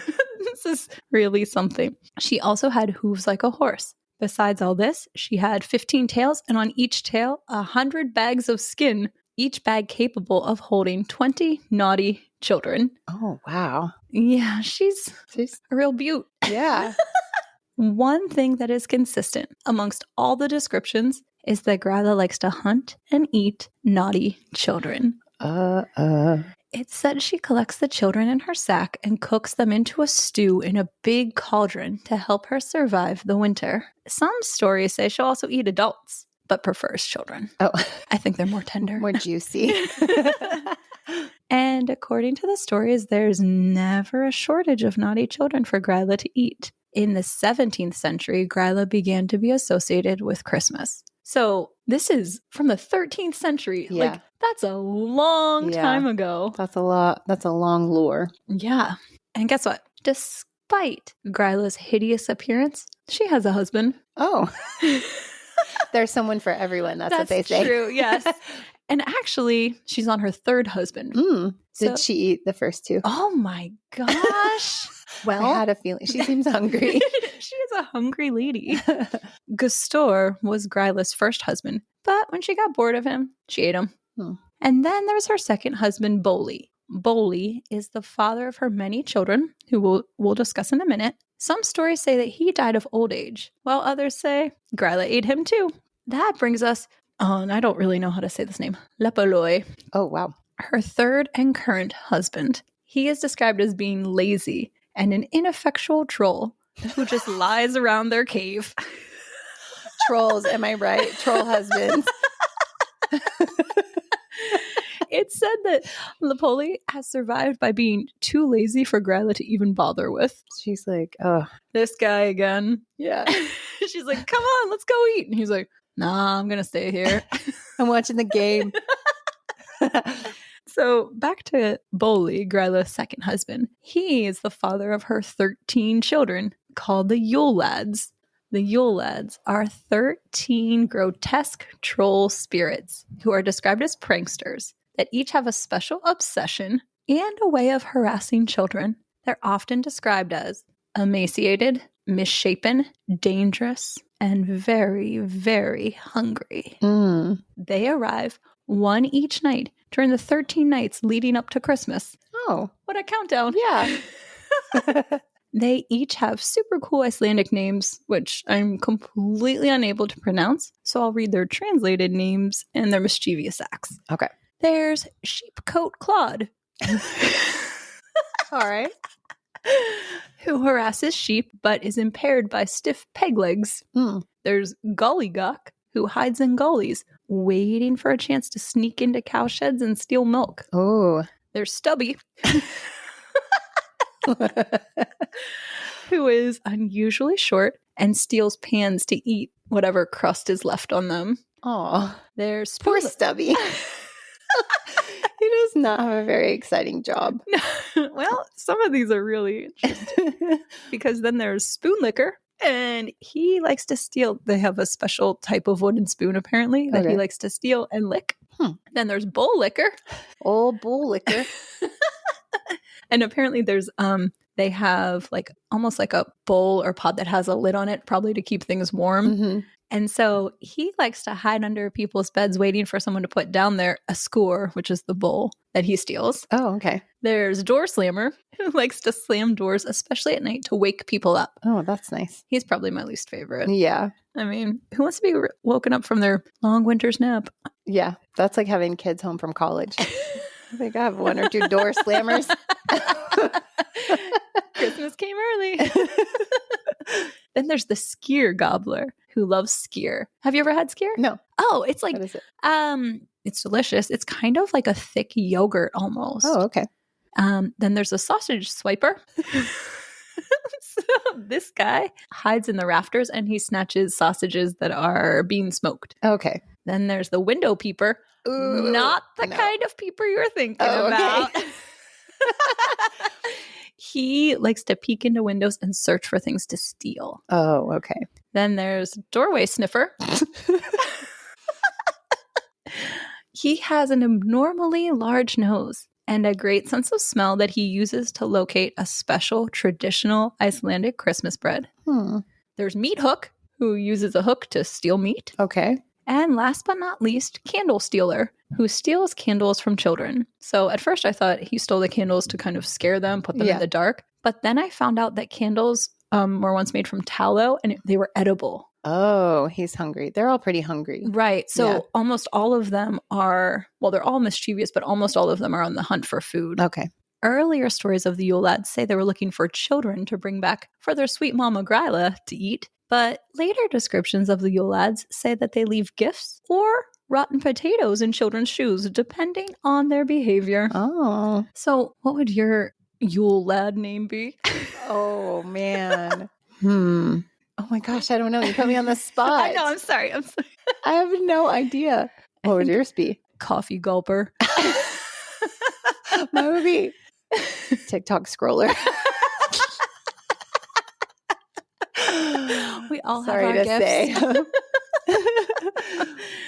Over time, especially in the 19th and 20th centuries, the Yule lads softened into mischievous holiday helpers. But Gryla's lazy husband and the Yule lads aren't the only members of Gryla's family. There's also the Yule cat. Oh, okay. So Felice had just seen like a little thing popped up about the Yule cat. She's like, do you know about this? And I said, oh yeah, she's part of the family, or he's part of the family. The Yule cat is a massive black feline that prowls the countryside during Christmas and eats anyone who didn't receive new clothes. Oh. It's described as having eyes like full moons, fur that stands on end like they're charged with electricity, and a roar that sounds like breaking ice. It's said that the story of the Yule cat was used to encourage children to work hard to earn new clothing and to encourage laborers to work hard to finish wool production before winter. Oh, that's interesting. So, fun fact, Icelandic wool is actually a really special type of wool. Okay.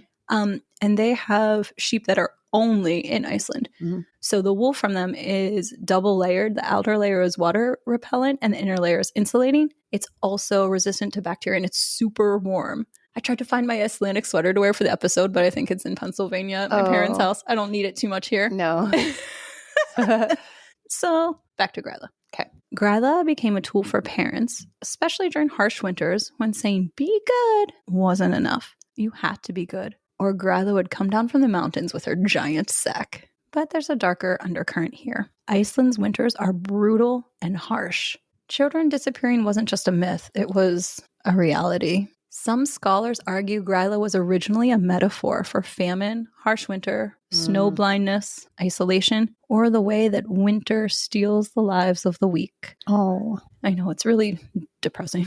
For centuries, Icelandic winters were deadly. Darkness lasted up to 20 hours a day with snowstorms that could bury entire farms and homes. Gryla became the personification of everything frightening about the cold season. The stories persisted for centuries. Church records from the 1700s even mention priests forbidding parents from scaring children with Gryla, believing that the stories caused trauma. Oh, when was that? The 1700s. Oh, they were gentle parenting for a second. Right. The priests were like, hey, pump the brakes. Yeah. So, they're essentially saying this creature is so terrifying. You're scaring the kids so much. Despite all of the myth and folklore surrounding Gryla, there are ongoing sightings of Gryla-like entities in Iceland. Some paranormal researchers think Gryla could be a land spirit. Icelandic folklore is full of landvitur, land spirits tied to mountains, rivers, cliffs, and fields. Some are benevolent, some are not. Ooh. Could Gryla be a particularly powerful mountain spirit? Many cultures, particularly Nordic and mountain cultures, have myths of winter giants, and they all have common traits, like being tall, hungry, wild, and winter-bound. So maybe Gryla is Iceland's version of a universal mythic structure of a winter giant. And so we've talked about this before, too. Different cultures having similar creatures in their... Right. Like the same kind of idea, but a different name. Right. Maybe some different characteristics, but the same big idea. Mm-hmm. There are some sightings and experiences that people attribute to Gryla. Some hikers have described encountering humanoid figures that are 7 to 9 feet tall, with broad shoulders, a strange gait, and a foul smell. They describe seeing and smelling a large shadowy shape moving through the snowfall. And when I was in Iceland, there's this particular place that has like a little bit of a waterfall. It's mostly frozen in the winter, but they say if you go up and behind, that's the giant's lair. Ooh. I was on the hunt. I was like, giant, where are you? Where are you?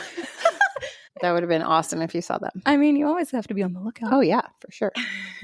Some have even claimed to hear a deep guttural roar, like something between a cow, a person, and the wind.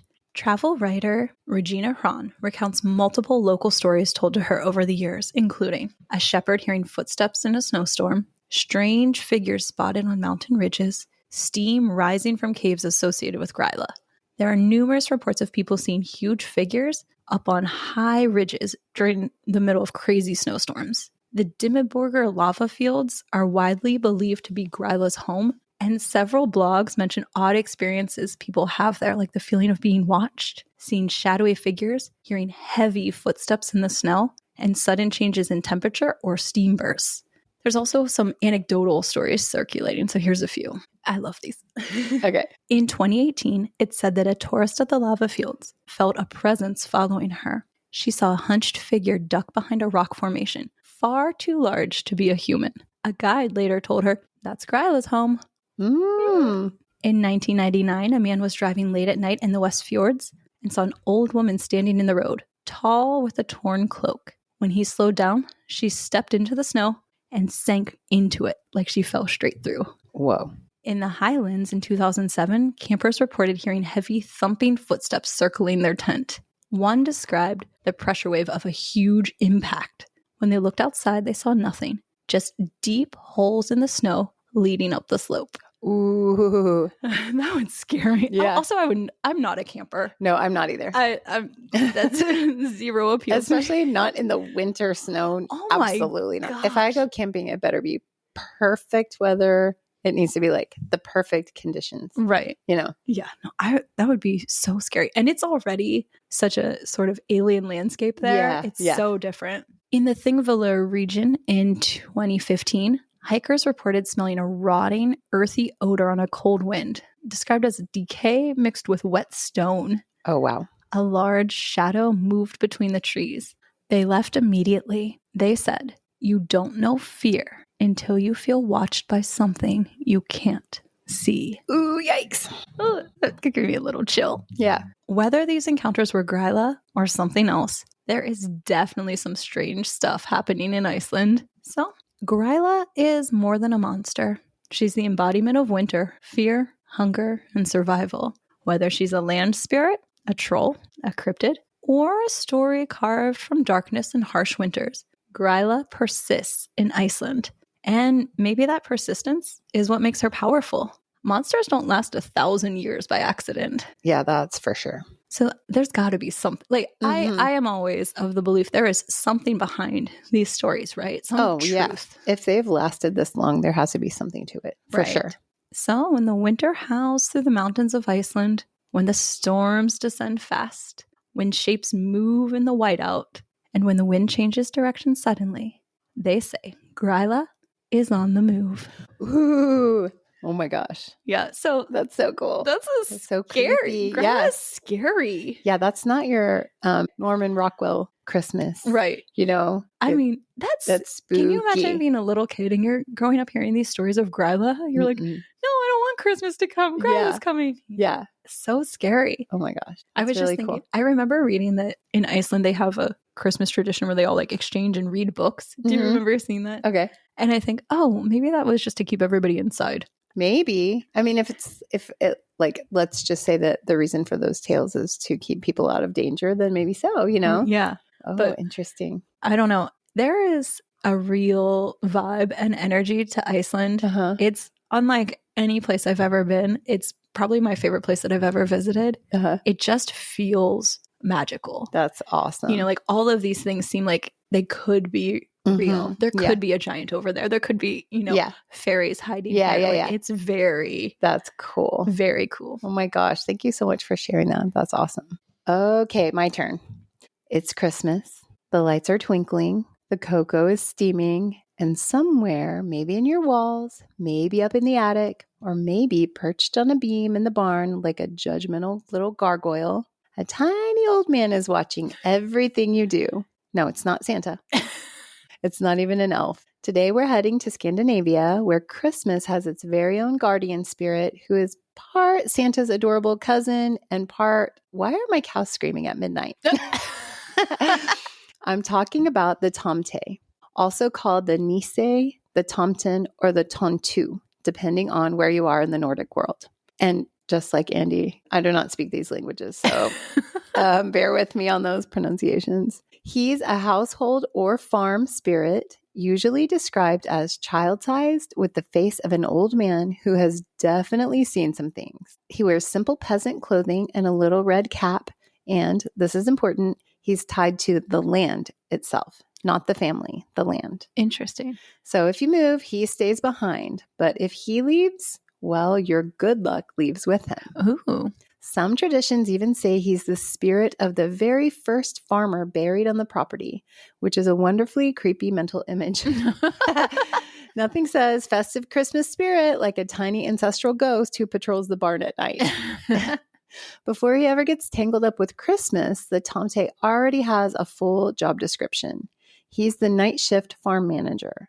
He watches over the animals, checks the tools, keeps an eye on the kids, and makes sure you didn't leave your chores half done. He's the original, I notice everything coworker.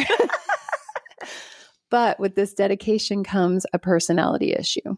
The tomte has a temper, a real one. Folklore says he can be offended by just about anything.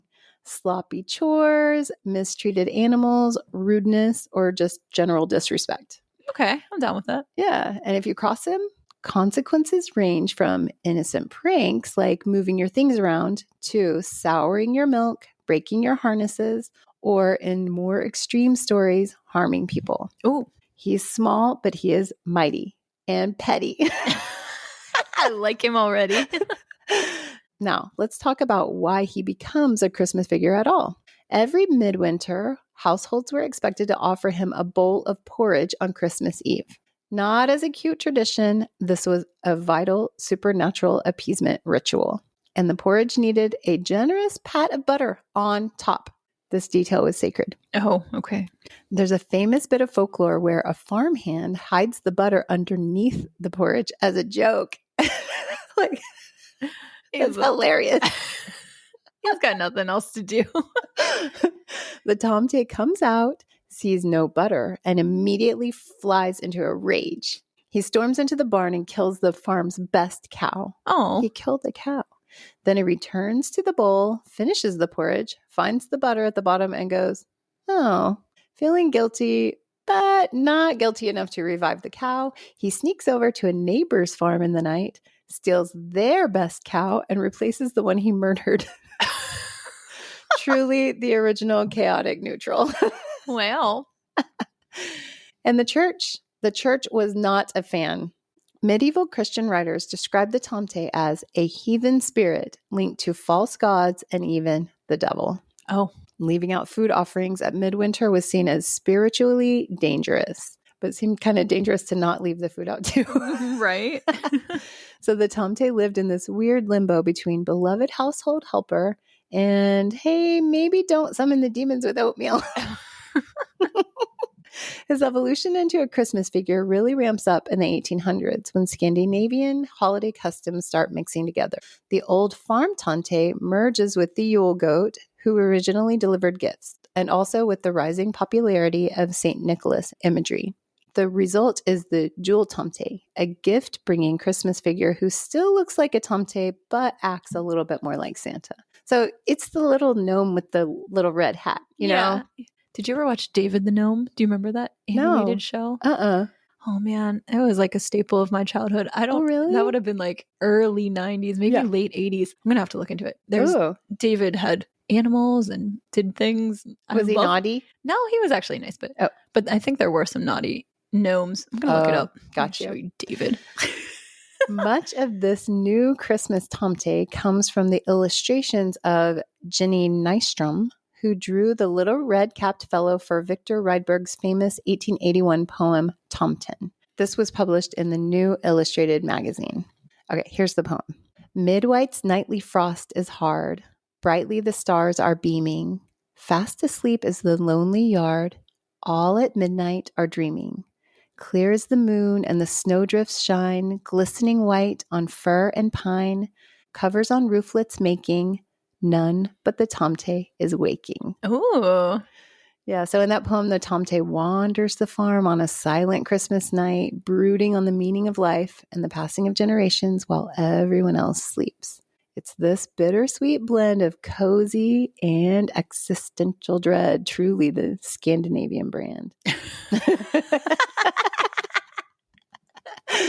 Now, even though modern Christmas decor makes him look cute and cheerful, the older folklore hasn't gone anywhere. Beneath the surface of every adorable tomte figurine is a tiny farm spirit with the power to bless your home or absolutely dismantle your vibe. He's still tied to the land, he still expects respect, and he still wants his Christmas porridge with butter on top. Mm-hmm. Not underneath. Not underneath. Modern day encounters with Tomten are not literal sightings, but rather cultural adaptations, primarily seen in holiday decor, stories, and advertising that use Tomte as a symbol of tradition and goodwill. These interpretations focus on the Tomte's role as a benevolent guardian, but they also reflect on how this figure might adapt to the modern world, such as fixing a malfunctioning appliance, as the original folklore was tied to farms and traditional tasks. So it might break your blender. Okay. Instead of like your harness for your horse or So whatever. You can just blame anything on the tomte. Yeah, it's kind of like a gremlin. Uh-huh. You know, remember in Gremlins, they're like, ooh, there's a gremlin. The tomte did it. The tomte did it, broke the dryer, whatever. So if you ever spend Christmas in a Nordic farmhouse, which that sounds awesome. I'm picturing softly fallen snow. Yes. You know, our friend just moved back to Finland. Did you see her pictures? Yes. So she's from Finland, but she lived here in Key West for a really long time. And she recently moved back and she posted these pictures and it looks like a winter wonderland. It's straight out of, a greeting card or something. It's unbelievable. Gosh. Yeah. So if you get to spend a Christmas in a Nordic farmhouse, here's what you should remember. Do your chores. Got it. Treat the animals well. Don't rearrange things just to be clever. Leave the porridge out on Christmas Eve. And yes, absolutely, put the butter on top.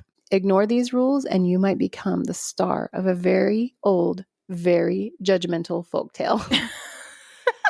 Imagine it. The house gets quiet. The night deepens and you hear a faint footstep in the dark. Not Santa. Not reindeer, not the wind, just a tiny ancient guardian wandering the snowy yard, checking the animals, watching your windows, making sure you kept the traditions that keep him happy. If you did everything right, you're safe. If you forgot the butter, well, you're screwed. Maybe go apologize to your cows now. Happy holidays, friends, and may your tomte always be in a good mood. Oh, I love that. Well, I'm in a great mood after these festive, spooky stories. Ooh, me too. This has been Felice and Andy from the You Two Scare Me podcast. Happy holidays, everyone. Stay warm in your new clothes. Leave some goodies out for our spirit friends. And beware what lurks beyond the light. The night my family died, my aunt came to our house to watch over me. That was 15 years ago today. That's not important to my story, but I did want you to know that I wasn't alone, even though I felt very much alone. Later that night, after meeting Arthur and the old homeless lady, I laid in my bed. I was still feeling the warmth from the old lady encounter. As I'm laying there in my bed, I looked at our unlit Christmas tree in the corner of our living room, which I could see through my open door. I got out of bed and walked to the tree. I just stood there and looked at the box of old, dusty decorations. I pulled out a small red glass bird. It was my mom's favorite. I carefully placed it on a branch, with tears threatening to leave my eyes. Then I placed another, a small silver star. I found a string of old tangled lights. It took me a moment, but I did manage to plug them in. Then the tree flickered to life, a soft, warm glow filling the dim room. It's far from perfect, but it was my tree. Slowly, for the first time in a year, a face full of pain and sorrow was replaced with a little smile from a little girl. I climbed back into bed, feeling a peacefulness I hadn't felt in a year. I closed my eyes, and to my surprise, dreamed of something good.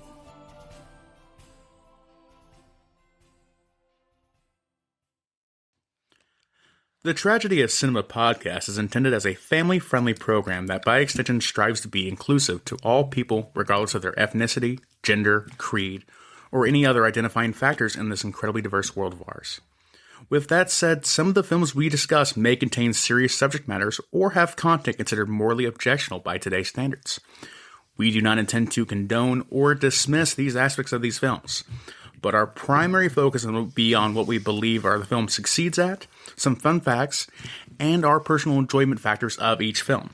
With that said, we hope you enjoy the show.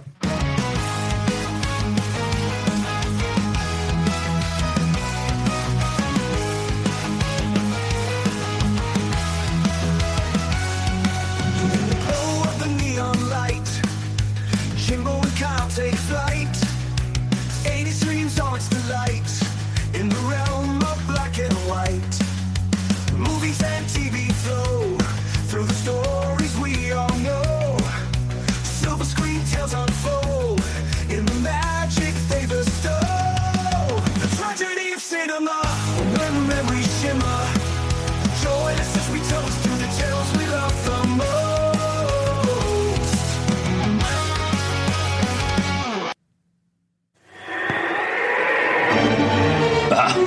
Humbug. He was the greediest man alive. It's Ebenezer Scrooge. Until the night he met someone extraordinary. Hello. The Muppet Christmas Carol. I'll drink to Mr. Scrooge, even though he is odious and stingy and badly dressed. Humbug. Oh, there goes Mr. Humbug. There goes Mr. Grin. Do you think it's safe for us to be up here? If they gave a prize for being mean, the winner would be him. Yes, Mr. Cratchit. If you please, Mr. Scrooge, the bookkeeping staff would like to have an extra shovel full of coal for the fire. Such a frozen. How would the bookkeepers like to be suddenly Unemployed! Heat wave. Oi! This is my island in the sun. It's Charles Dickens' classic tale, as only the Muppets can tell it. It's good to be heckling again. It's good to be doing anything again. Filled with holiday warmth Hey, like the lamb, not the rat, like the lamb, not the rat. and Christmas spirit. Jacob Marley?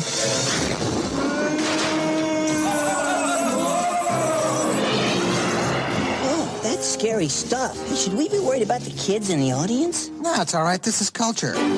This is the movie to see, to share, to cherish with someone you love. Thank you for making me a part of this. Walt Disney Pictures presents from Jim Henson Productions, The Muppet Christmas Carol. God bless us, everyone. Whatever.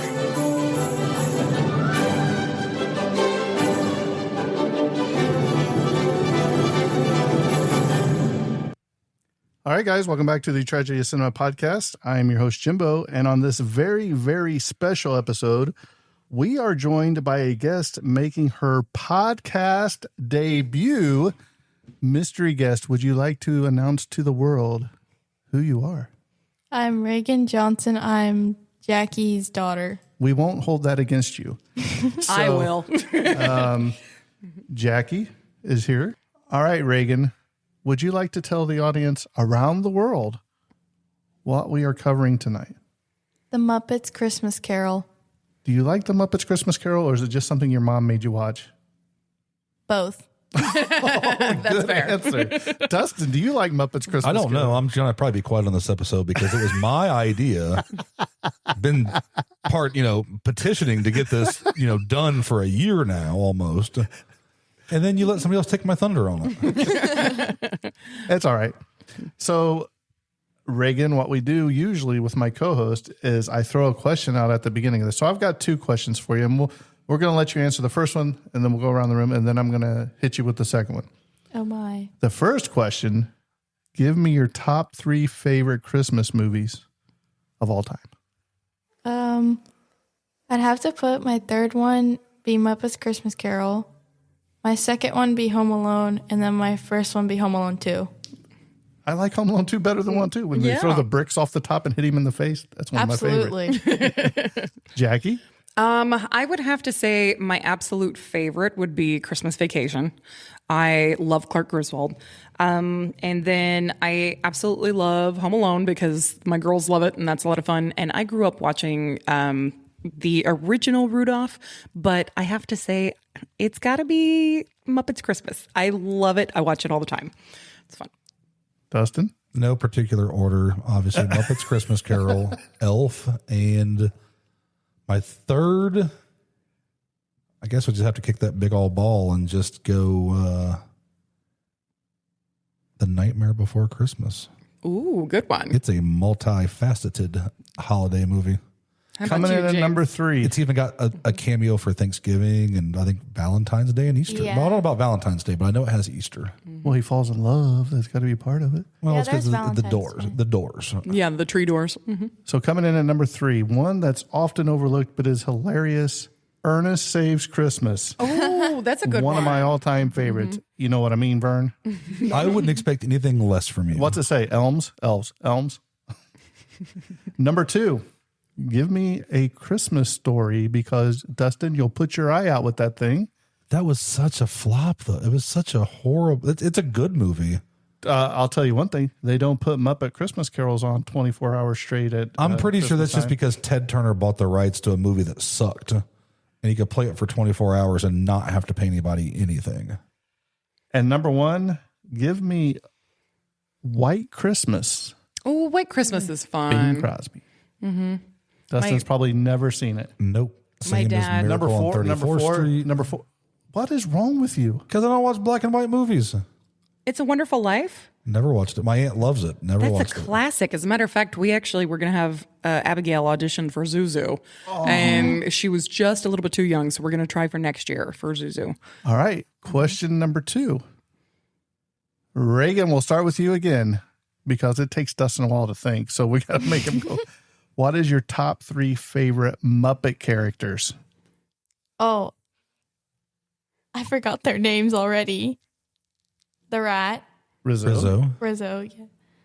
I'm going to say she probably likes Animal and Gonzo. I'm going to say Miss Piggy. Miss Piggy. No, I was wrong. What's the blue guy? Gonzo. Gonzo. I got 2 of the 3. Jackie. I have to say Gonzo and Rizzo, but then I love Pepe. And Pepe's not in this one, but he's my favorite. So, yeah.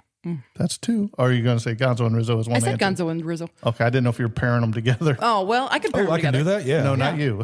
I could pair them together because I absolutely love Rolf, too. Rolf is The dog. awesome. Yeah. Mm-hmm. Animal. Gonzo and Rizzo as a pair because you can't have one without the other. Let's go Beaker. Those are probably... Beaker's fun. I like Beaker. Number 3. Fozzie Bear. A waka waka waka. I could see you being a Fozzie person. Yeah. Number 2. Kermit the Frog. Aw, little Kermie. You play Mario and you play like Mario Kart and stuff, don't you? Number 1. You don't use anybody Since you good. compare them together, it doesn't matter if they were on The Muppet Show, Muppet Treasure Island, this movie. Give me Stadler and Waldorf, the They're 2 old men. great. That's my honorable mention. They are Yeah, so funny. they are so 'Cause funny. In Muppet Treasure Island, where they're hanging off the ship and Kermit's trying to save the pig, and they're on the mast of the ship, and they're like, "Oh, look, the frog saved the pig," and they're like, "Too bad he couldn't save the rest of the show." One of my absolute favorite things this year on Halloween, there was a theater that had a show. And so the entire tech audience dressed as the Waldorf and Statler. And they were like booing them and all this kind of stuff at the intermission. It was hilarious. And an honorable mention for me would be Sweetums, the big old guy. Oh, Sweetums is cool. Big old Yeah. fairy guy. Mhm. So he's fun. The Muppet movie is one of my all-time favorites. It's one of the first 8 tracks I ever owned. That's Is how it? old I am. Wow. The old click. Dustin, do you remember 8 tracks? Before my time, but funny, last week when I was shopping in town, I found all kinds of 8 tracks at Goodwill. And he just Elton John, I said, why 3 did Day you get Night. it? He said, I don't have an 8-track Bob player. Seger. I was talking to my aunt about it, who's the Muppet nut that got me into the Muppets, and she's like, "Oh, it sucked because you'd be just listening to a song and it would like click to the next one. Oh yeah, at like the same like time in the song, but just like randomly changed." She's like, it just randomly do that. That's fun. All right, so enough of the questions. Let's get down to the brass tacks of the Muppet Christmas Carol. Reagan, since you are the honored guest tonight, we're going to put you on the spot. We want you to give us the plot summary of what a Muppet Christmas Carol is all about. And Dustin's going to help you out with the script, it looks like. I got you. Thank you. The Muppet Christmas Carol tells the story of Ebenezer Scrooge as a miserable and cold-hearted man who hates Christmas and cares only about money. On Christmas Eve, he is visited by the ghost of his former business partner, Jacob Marley, who warns the... Sorry. It's okay. Who warns him that 3 spirits will come to show him the error of his ways. The ghost of Christmas past takes Scrooge on a journey through his childhood and early adulthood, revealing the moments that hardened his heart. The ghost of Christmas presence shows him the joy and struggles of others, especially the Cratchit family and the kind-hearted Tiny Tim. Finally, the ghost of Christmas yet to come reveals a grim future if Scrooge does not change, including his lonely death and Tiny Tim's possible fate. Terrified and moved, Scrooge awakens on Christmas morning, transferred, embracing generosity, joy, and kindness, unlimitedly saving Tiny Tim and becoming a beloved figure in his community. The Muppets add humor and charm throughout with Kermit and Bob Cratchit, Miss Piggy as Belle, and Gonzo narrating, and Rizzo providing commentary. Very good. As Dustin would say, reading is hard. Words are tough, Stay in man. school, Reagan. Yes. Don't be like Dustin. Don't hide in the back of the class when it's time to do your presentation, because So, you'll Jackie, suck when you get to would you become an like adult to like me. tell us the cast for this I would episode? love to. So for the cast in this show, as you know, there is not very many humans in this show. So Michael Caine was Scrooge, who's better known as Alfred from Batman. Karen Allen as Mrs. Cratchit, who was known for her roles in Indiana Jones films as Marion Ravenwood. Gilliam Lynn as the ghost of Christmas Past, Jerry Nelson as the ghost of Christmas Present, and you gave me the wrong page. No, it's at the top. Nope. It's cut off there. Up there. Yeah, that's, we're missing a little bit more, but that's okay. Dave Golzel as Gonzo Zoot Waldorf. Steve Whitmire as Kermit, Rizzo, and Beaker. Frank Oz as Miss Piggy, Fozzie Bear, Sam Eagle. Kevin Clash as additional puppets. Richard Hunt as additional puppets. And Jerry Nelson as additional puppets. And I have a funny little fact about Jerry Nelson. He actually is credited at the very, very end of the movie as Rizzo the Rat's snack keeper. So he made all of Rizzo's snacks for the movie, the little jelly beans and the little apples and Whacked stuff. apples? Yes. So he's credited All right. as Rizzo's snack provider. But Jackie, Dustin, don't answer this. I'm going to see if Reagan knows it first, then we'll go to Jackie. Jackie or Reagan, do you know who Frank Oz portrays? Not in this movie. What's he famous for? I don't know. I absolutely don't know. In Star Wars, he was the puppeteer for Yoda. Ah. Well, see, my dad probably could have answered that. Oh, yeah, your dad's cool. He's the Star Wars Don't guy. make us call your dad again. Right? I don't watch Star Wars enough. By the way, that is a shame. It's okay. By the way, we've called your grandparents on the podcast. Nana and Papa have been interviewed. Not this podcast. No, well, on a podcast. You have to remember that well, not you, but me and Jackie, we're hijacking your other podcast because we bring downloads. You bring it down. We bring it down. That's more accurate. Yes. Down low. Dustin, did this win any awards? Okay, you're totally going out of order and context, and you're totally messing me up. Well, it's because I had to share my notes with Jackie. So before we get to the awards, we have to talk about the film. So this fantastic movie was released on December 11th, 1992. It was production dates were June 11th through mid-August of 92. The Muppets Christmas Carol was filmed primarily in London, England, to capture the Victorian London settings of Charles Dickens' story. It was done at Shepperton Studios, interior sets there, including Scrooge's counting house and the Cratchit home, the streets of London. You know, they recreated that in backlots in different studios. Exterior shots of the Victorian streets and the town squares were used. Various sound stages across London were used for the puppet performances and controlled scenes. So the budget of this movie was $12 million or $27.7 million today. The opening box weekend did just over $5 million at 2,075 theaters. U.S. box office sales were $27,000 or $62.3 million today. International box office was 5.8 million plus inflation, which goes to 13.6 for a worldwide box office of 33.2 million or $77 million today. So that would be a successful movie because you more than doubled your budget. So this was produced by Jim Henson and Frank Oz.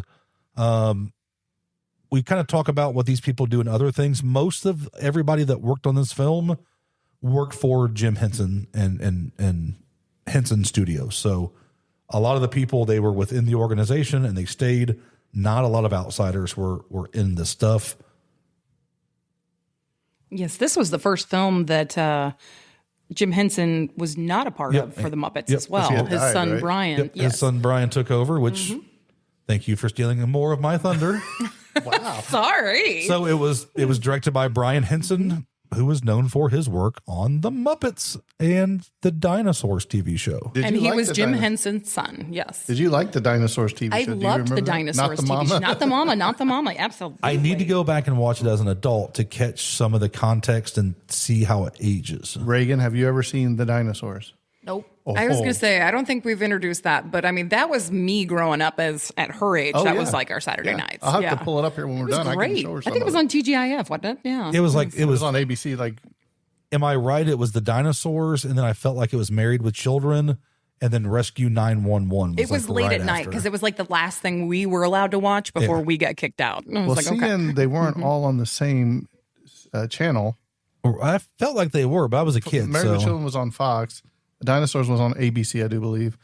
And Rescue 911, I think, was on 59. Well, so unless you changed the channel. We were allowed to watch Dinosaurs, and then Dad took over the TV, and we watched. That's how it happened. We watched Married with Children, and then Rescue 911 afterwards. And I feel like Unsolved Mysteries came after that, but we're talking 30 years ago, and I shouldn't have been watching Married with Children Mysteries. at that age. So that left me with nightmares at that age. Yeah. Mm-hmm. So it was written by Jerry Jewell and David Richardson, along with Brearley Wright. I don't know if that's how you say her name or their name. And it's an adaptation of Charles Dickens' 1843 novel, A Christmas Carol. Screenplay was by Jerry Jewell, edited by John Glover. The musical score was by John. I see a Paul. It's always John Paul, but it's Paul Williams. Sound mixed by Dan Wallen and Tom Vicari. The runtime was 85 minutes. 7,650 feet of film was used in the final cut, which was likely like 76,000 feet overall because you had to film certain things and overlay it. So a lot of film was used. Imagine how much the film cost. I was going to say, how much do you think a foot of film cost? Oh, gosh, astronomical. I feel like I ran across that number, like the total cost of film, but I didn't keep a note of it. Yeah, I don't remember either, but just think of if you had to do reshoots. Yeah. That's why when they say they're going over budget and they have to trim it down and all that, that's just a waste of. So the total amount of runtime for that 76,000 feet of film was 850 minutes. Wow.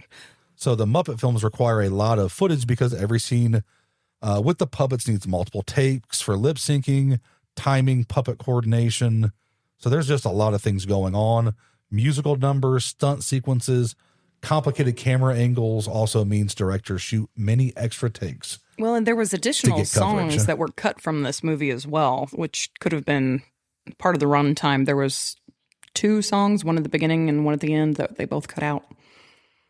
Yeah, I'm going to say the budget was blown by the amount of film they go, but I'm sure they had it figured out because they've done, gosh, how many movies up to this point? Well, and the entire Muppet TV show. And the Muppet Show, and which is interesting that we go there, because was that filmed in front of a live audience? Or did it just have the laugh track? Yeah, because I'm going to have to look at that, because I know a lot of that stuff, they were really pushing like studio and audience stuff, which would have been super difficult for that to do. But you had that laugh track in to kind of. But see, that was one of my shows I watched when it came on. So I was there the first time around, not reruns. Mm-hmm. And it was one of my favorites. Yeah. Muppets have always been something I love. It definitely catches it's a different time. Like, it's when you watch it, like the movies are dated to the time, but the puppet's kind of an art that a lost art. It got lost, and you had, claymation is another art to where you're constantly changing, which we got to do Nightmare Before Christmas at some point, just so we can talk about the intricacies of the claymation and how like the stop shooting that they do and everything. It's the original Clash of the Titans. Dustin, have you ever seen that? No. Jackie? Yes. It's been a long time. You watched that, and the great Ray Harryhausen and everything that he did with that, with the Medusa and all that. Reagan, you need to watch that if you get a chance. I will introduce you. Classic. Cool. Mm-hmm. You're almost old enough to watch Beastmaster. Almost. Too many ferrets. Too many loincloths. So many loincloths.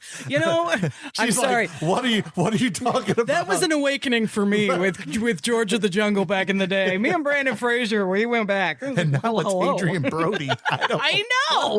I don't know. Hey, who has the better nose, Adrian Brody or Gonzo? Oh, Adrian. I love For him. us adults in here, I shared a picture earlier today. No. Imagine the Porky scene with the woman and Gonzo. Just going to put it there. And I'll have to edit that out. It's okay. Is it? It's okay. I didn't say nothing wrong. Just for the adults, just to pick, they can probably Google it and find it. So now back the kids that are listening, like, okay. Let me Yeah, look at my because phone. your demographics 12 to 16. Well, who's sitting in this room right now? She's 11. She's 11. I'm just saying, your demographic is going to be way older than all of us, I think. All right. So the film format used was 35 millimeter, anamorphic. Anamorphic. I said it in my head 5 times. Anaphylactic, what? Shock. Which was a widescreen, which was the standard for theatrical releases at the time. The format allowed for a 2:35:1 aspect ratio, giving a full cinematic widescreen while accommodating the Muppets' puppetry and their elaborate sets. So kind of a method behind the madness on how they filmed. The Eastman color process produces a rich, vibrant color that was used widely in the theatrical films of the era. They used a movie cam, compact, and Panavision cameras. Lenses were Alicia lenses for the movie cam and Panavision lenses. The cinematographic process was spherical. Got me all messed up because you got me all out of my sequence, and it's not good. Let's face it, Dustin. It didn't matter what sequence we went in, you were going to mess up. I'm just surprised they actually used a different camera. Like a lot of the camera, the Panaflex was huge. So now we're kind of using a camera. Have you talked about movie cam cameras before? Yeah. Okay. So the stuff that I've done and listened to, I've not heard that one. So you got to go back, Dustin. Like the first 4 years of this show, you'll hear a lot of it. Mm-hmm. So the awards, it was nominated for a Grammy in 1994 for Best Musical Album for a children's movie, which kind of just makes me mad that it's a children's movie. Well, it was done family friendly. It was family friendly. Yeah. Like that explained why it's one of Dustin's favorites. Yeah. No, here's the story. I had the flu and my aunt came to see me and she brought me a movie to watch, and it happened to be this. So, you lay on the couch, you're sick, you watch it. it gets rewound. You watch it again. So that's what I watched when I had the flu around Christmas time. I usually just had to watch The Price is Right. Oh, I love The Price is Right. Mm-hmm. Price is Right. Homesick from school. Mm-hmm. I used to have lunch with my grandma when I went to the Career Center for Welding. Are we going to food again? Again. Mm-hmm. And I'd go have lunch at my grandma's, and The Price is Right was on every day. It was so good. It did win Best Family Movie at the Movie Guide Awards, and it won Best Picture at an International Angel Awards. It tied with Aladdin. So, little fun fact. And out of sequence, Jackie done covered basically the whole cast, so we'll skip over that now. Wow, he's ornery today. Angry. I'm not angry. Are you hangry? Not angry. He and Rizzo. He and Rizzo have been hanging out too much. Not angry. I just, there's Like the don't need to lamp, cover not the it rat. twice. The lamp, not the rat. I could tell you that Michael Caine was Scrooge and we knew him as Alfred from Batman, but somebody already said that. I need to put numbers at the bottom of the pages, don't I? I would have said Michael Caine, the director from Noises Off. Oh, I love Noises Off. Dustin's That's one of the never shows I seen want it. to do. I guarantee you Dustin has never I seen would that. love to be in Noises Did you know Off. Karen Allen that played Mrs. Cratchit's also known for her roles in the Indiana Jones films as Marion Ravenwood? No shit. Did you say that too? I didn't know. I didn't know what you read. She went through the whole The thing. entire cast. She lost it somewhere, so I didn't know where she lost it. Do you so. not remember you copied your notes and gave it to every single one of us? I do, but she lost a page, so I didn't know where she left. If you were listening. I was listening. Reagan, do you see what we put up with each and every time we do this? Old people? He might be the youngest one at the table besides you. So inside baseball, the way this goes is typically either me or Bond or whoever the other person is goes through like all of this stuff by themselves, and then Jimbo comes in with all the facts. And Dustin said, "Don't worry, Jimbo. I got you." And he went ahead and did all the notes. I don't even know what's in the notes. Didn't even look at them. So Dustin, back to me doing Back the to notes you, now. So yeah. now we're so out of our sequence. putting you on the spot. So we did say that this was Brian Henson, the first Muppets movie that was directed by somebody other than Jim Henson. His son Brian Henson directed the movie after Jim Henson died in 1990. We talked about it being filmed in London. We talked about the cameras, and they used those specific cameras because the filters were used to soften some of the lights and the highlights for, the puppets. Typical Muppet shooting ratios were high, around 10-1 due to puppetry's demands, meaning far more film was shot than was used in the final cut. We talked about that as well. Can you give us something we haven't talked about? I'm working on it. Michael Caine wore heavy prosthetic makeup and multiple layers of costumes to transform into Ebenezer Scrooge. Before production began, Sir Michael Caine told producers and director Brian Henson, "I'm going to play this movie like I am working with the Royal Shakespeare Company. I will never wink. I will never do anything Muppety. I'm going to play Scrooge as if it's an utterly dramatic role and that no puppets were around me." Henson replied, "Yes, bang on." So try to take a serious, and I think you pick that up in the movie, that now that you kind of know that when you watch it, just watch the body language and the way that he acts. Speaking of body language, I was sitting here thinking, if Dustin was in the Muppet Christmas Carol, who would he be? Obviously, no. Obviously, it's the Ghost of Christmas Presents, because he comes in and all that food sitting out there. Come in to know me better, man. I say that all the time. I love it. So, a fun fact about Michael Caine playing this, he was actually the first human to play a key character in a Muppet feature film. This became the go-to format moving forward because Michael Caine's approach was so good. That quote that you just mentioned is the reason why they did that. And it's actually the same thing that they did with Muppet Treasure Island, with Tim Curry, everything.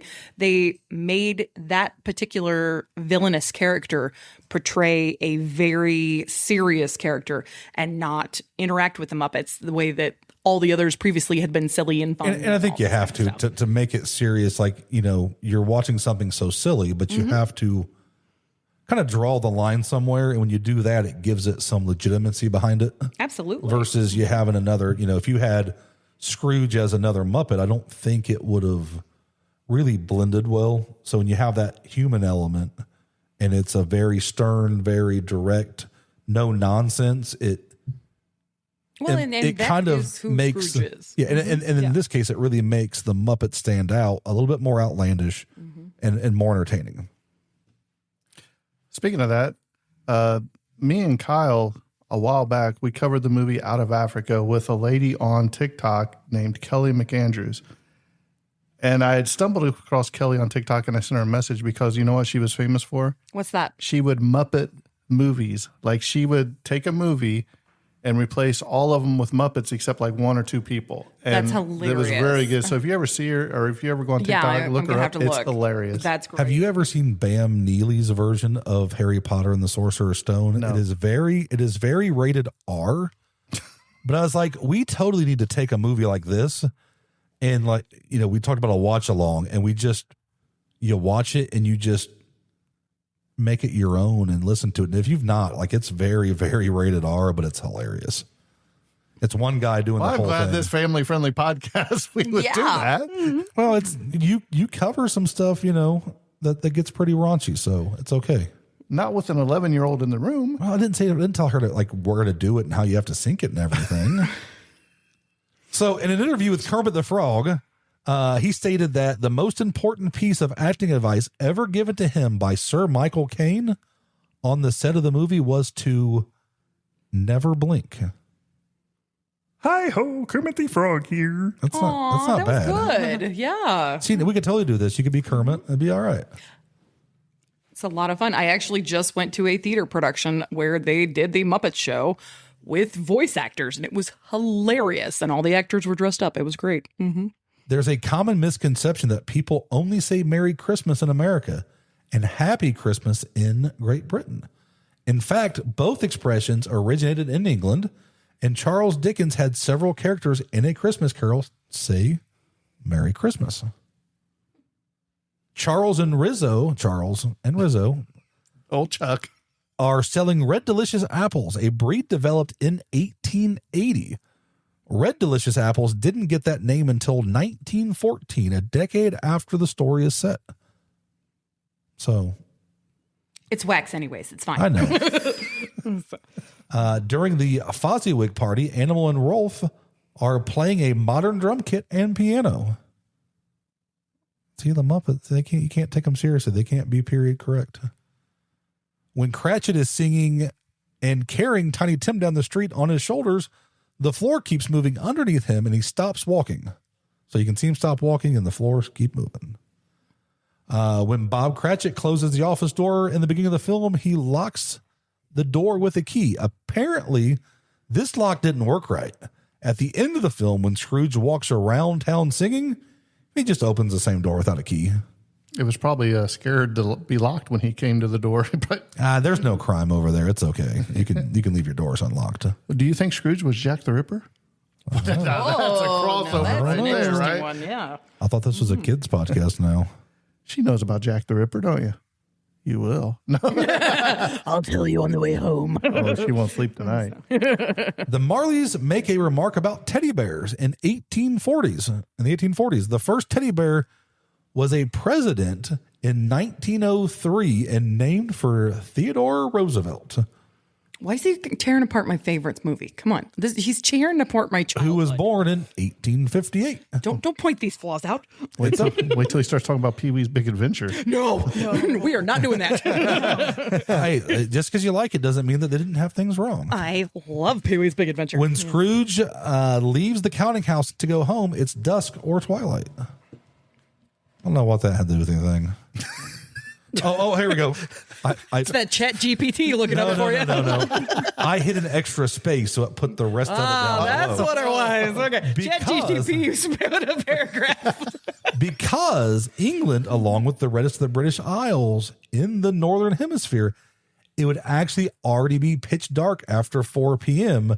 at the time of the year and the location. I just hit one too many enters. It's okay. And then when Scrooge is showing Dr. Honeydew and Beaker the door, it would appear that Beaker flips off Scrooge and it somehow slipped past the censors. Likely due to the fact that Beaker doesn't have any fingers. They have 4 fingers. He was just telling him he was number one. You're number one. You're number one. And that's at the end of my notes. So, Jimbo, you can take over now. All right. So, what we're going to do, Reagan, is we are going to go around and say what you liked, you didn't like about this film, and where are you rating it on a scale of 1 to 10? As 1 being terrible, don't ever watch it, 10 being it's absolutely everybody must watch it. So, we'll start with Dustin, so we'll give you time to think. So, 1 to 10, it's a strong 8.5. You got to remember, figure skating, nobody ever gets a 10. So 10 will be, you can never make a movie better. So I think 8.5 is a really solid number for this movie. What I liked, I don't know, the songs weren't bad. It'd be like a musical. It wasn't bad songs. I have to take a comment I made to somebody else over the week that one of my favorite musicals is this movie because there's so much singing. There's only one more light till Christmas. There's a lot of singing in all the Muppet movies. They do quite a bit, and the songs are cute. Mm-hmm. So I mean, it hit it was a really good balance of, in my opinion, it is the best Muppet movie in my opinion. I think it's just because it's a very well known story. It was adapted very well. It stayed true to the story. It added in some humor that only the Muppets can do. And then having, Michael Caine being this very serious Shakespearean actor, it hit the things right for the time. And it holds up to today, I think. Jackie? I have a few facts yet about this real quick. Oh, see, this is why wasn't covered. This is why I tried to leave some facts, because I figured Jimbo's going to have 5 pages because he takes everything from IMDb. Well, I have a few. That's where you're wrong. I don't. So I have to say, this is the first time that Kermit the Frog is actually seen walking in a movie. It required 10 puppeteers just to maneuver him across, and they had to green screen the film into that bit. So that was kind of a really interesting fun fact. So that was actually the first time in a movie they've made Kermit the Frog walk. Now, my mind's going back to the original Muppet movie. You see him riding a bike. Riding a bike, yes, but this is the first time that What about when he comes walking out for the showdown with Doc Hopper? Well, this is actually a fun fact. This is a well-known researched one. So this is one that has been proved, but it's the first time that he was seen walking by himself. Yeah. I could see that with the way the movie, Yes, and it's the part where he is walking and the shooting star happens and he's got like Tiny Tim on his shoulder and everything. That particular scene took about 7 hours to get complete, which was pretty cool. Because I'm sure the other movies, it was probably all the way it was shot. You only seen certain parts, so you assumed that he was walking. Mm-hmm. But yeah, this was the first time he was completely Actually done. not, because you see Kermit the Frog walk a lot on Muppet Babies. Have you seen the original Muppet movie, Dustin? It's been a long time. I actually was going to start watching this because I was trying to push you to do a Muppets episode when they decided they were going to close the rock and roll Muppet thingy. The Muppet 3D Theater at MGM Studios, which was a fantastic thing, and I was very sad. And the Orlando airport kind of paid homage to him. And then they announced that they're going to take Aerosmith from the Rock and Roller Coaster and make it Muppets themed. Well, strange fact about that: Jim Henson died 10 days after the deal with Disney happened. That MGM and Henson Studios were going to go into the parks. So it was one of the last things he did was get the Muppets into Disney, which was actually kind of an interesting thing too. Yeah, and it's one of those things to think that his production gets the Disney stage, and then you're like, okay, it's like A Bug's Life is getting taken out, and it's been there forever. That's a really cool, but it's not been updated. Was a great another 3D theater, but it's just as time goes, that gets replaced by something else. But it's good to see the Muppets have somewhat stood the test of time, and they're able to continue on in just a different light. So yeah. So 95% of Gonzo's lines are directly from A Christmas Carol, which is kind of a fun little fact. They chose Gonzo to be Charles Dickens because he was the least like Charles Dickens. And they thought that between the humor of him and Rizzo, it would come across better. So they originally were going to go more serious, and the more they thought about it, they said, no, we need a break in this. And so that's why Gonzo and Rizzo were chosen. They were originally supposed to be a more serious character. And there's no way you could pull it off. That's what makes the movie is the way it's Are you narrated. doing the with facts humor. right now, or am I? I'm just saying that's what makes it. That's what really elevated How you like it. Is this All right. Rizzo's first appearance? This was the duo's first appearance. It was the first time that they were coupled together, because before it was always Gonzo and the chickens. Camilla, exactly. And so this was the first time that they were partnered as a comedy duo. I mean, do you know when and Rizzo's ever since first though it appearance happened. was? I'm not sure, but he was one of the originals. I mean, it's been a while, but yeah, he always had little stuff. A lot of times the rats were like the backstage getting the people ready and everything. So the shooting star sequence at the end of One More Sleep Till Christmas is actually a trademark of the Muppets, and it's featured in other films, which is Muppets in Space and Muppets Treasure Island. That's a ode to Jim Henson. So anytime you see that, that is something that they're letting Jim know that they're still thinking of him, which is pretty cool. So Miss Piggy was originally supposed to be the cast as the ghost of Christmas Present. Come in, better man. Know me, better man. Isn't that something? That could be pretty good. Yeah, it was going to be really funny. That Robin, who is Tiny Tim, he was actually going to be the ghost of Christmas Past. So he was going to be the little spirit. And then Animal and Gonzo were going to be the ghost of Christmas Yet to Come. And they decided to take that out, and they needed it to be more scary. They needed people to understand that it was a serious story. And that's when they went with the much more serious, scary way of doing it. So I've already told you guys at the rolling credits at the end of the movie, it's Rizzo's personal caterer is how it's advertised in there. And it's for all of the apples and jelly beans that they made, which was really cute. I absolutely love that little one. This was the... Oh, I'm so sorry. In the DVD commentary, the filmmakers relate a funny story during the beginning of test screenings of the film. At the end of the film, Scrooge gifts the bookkeepers, the rats, that work for him, coal. The children in the audience all wanted to know why the bookkeepers were getting coal and what they did wrong, because Santa was they got coal for Christmas from it, which I thought was adorable. Not realizing that coal was a very valuable commodity back in the day. Ralph the dog has a very brief appearance in this film, but he does not speak. This is for a very specific reason. While Kermit is Jim Henson's signature character, Rolf was Jim Henson's favorite Muppet to perform with. And following Jim Henson's death in 1990, Rolf was not given a speaking role for over a decade in honor of Jim Henson. So he made a lot of appearances, but they didn't want to give it a voice because that was just the presence of Jim, which I thought was a really beautiful way of doing it. Now he is speaking, but it took 10 years to do that. And so the Ghost of Christmas Past was created by making a special puppet that could be submerged into a tank of water with a green screen behind it, which gave it that eerie, floaty look the whole time.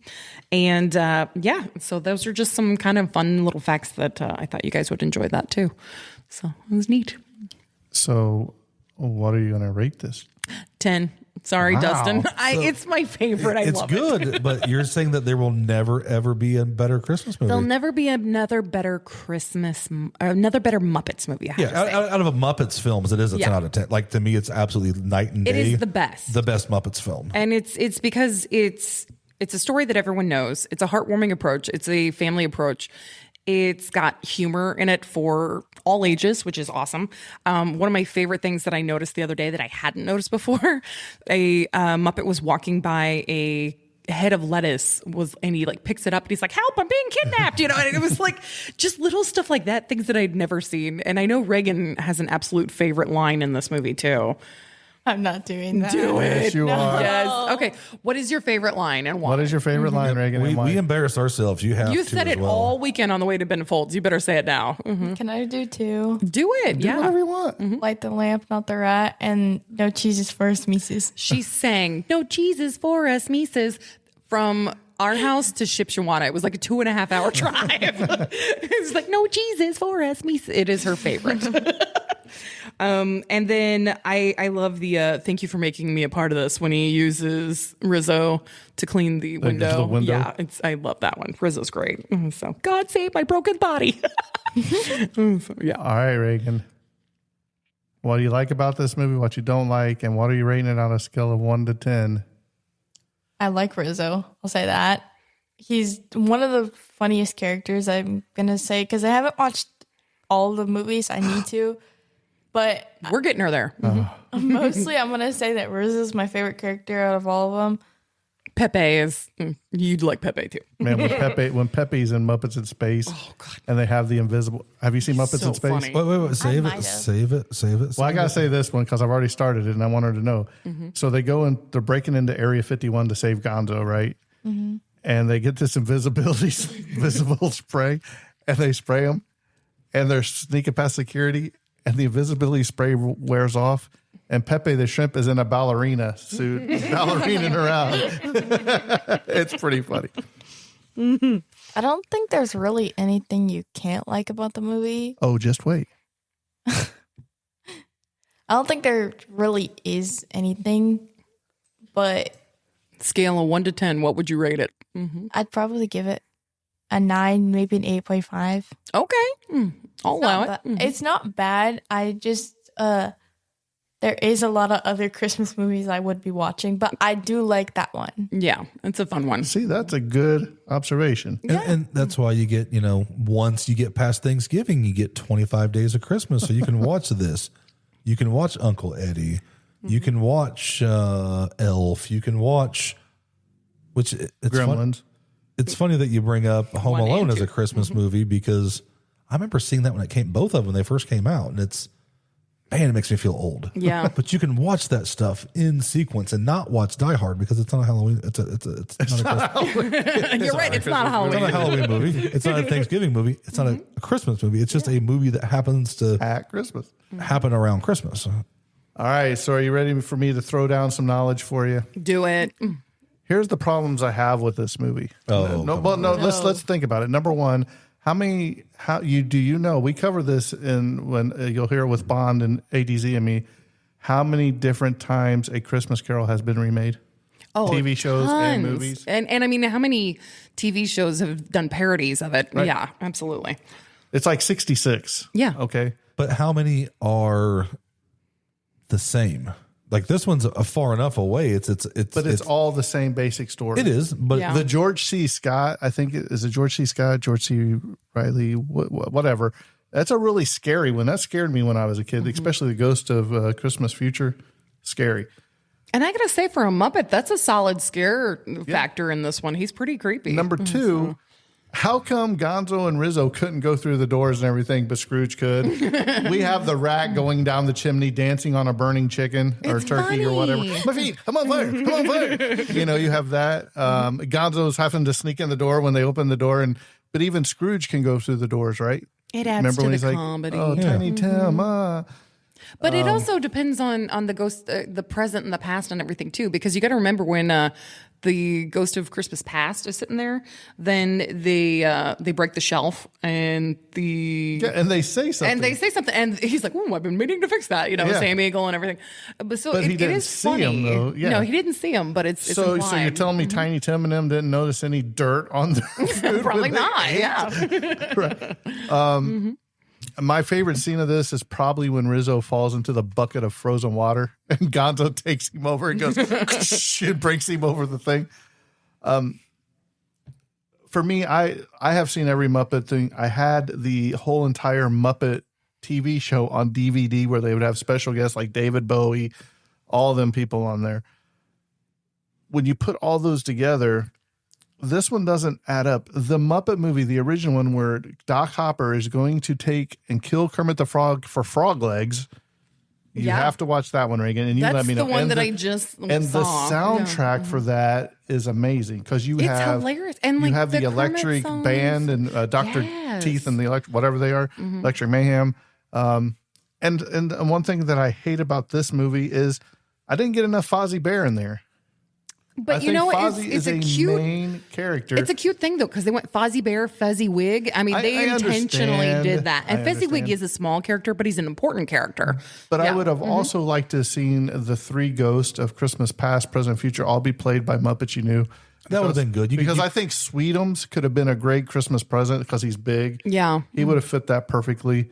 The Ghost of Christmas Past, I don't know. But Sweetums doesn't really talk. So, I mean, it's hey, guys, wait for me. Remember when he's running out? Yeah, but it's kind of one of those, I almost think that it would have taken away because it would have given him, it would have given something more to his character. It might have. I mean, you have Sam the Eagle in there. Well, Sam the Eagle was a professor. I mean, he was his character. But I think that I like the idea of the ghost being something different because it represents different things and they're all like really holiday-ish, which is cool. So you have a child with the childlike innocence, and then you have the Ghost of Christmas Present, and he's this big, boisterous character that comes in, and he's like larger than life in the room, and then he just withers away to this old, creepy man. And I mean, there's no character that you could have taken seriously to be Ghost of Christmas Past. You almost have to have that villainous creature for it to portray the real danger Ebenezer was in. You mean the Ghost of Christmas Future? That's what I meant, yeah.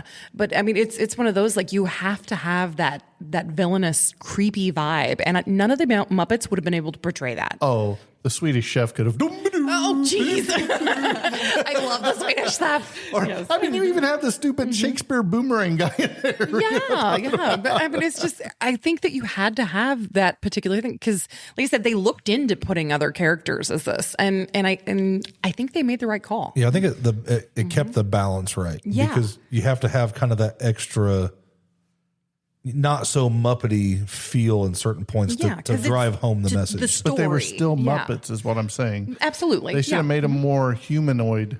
You know what I mean? But than they all had some humanoid stuff to them. Right. But I'm just saying, you know. But that's the beauty of a spirit, too. It can be anything. Mm-hmm.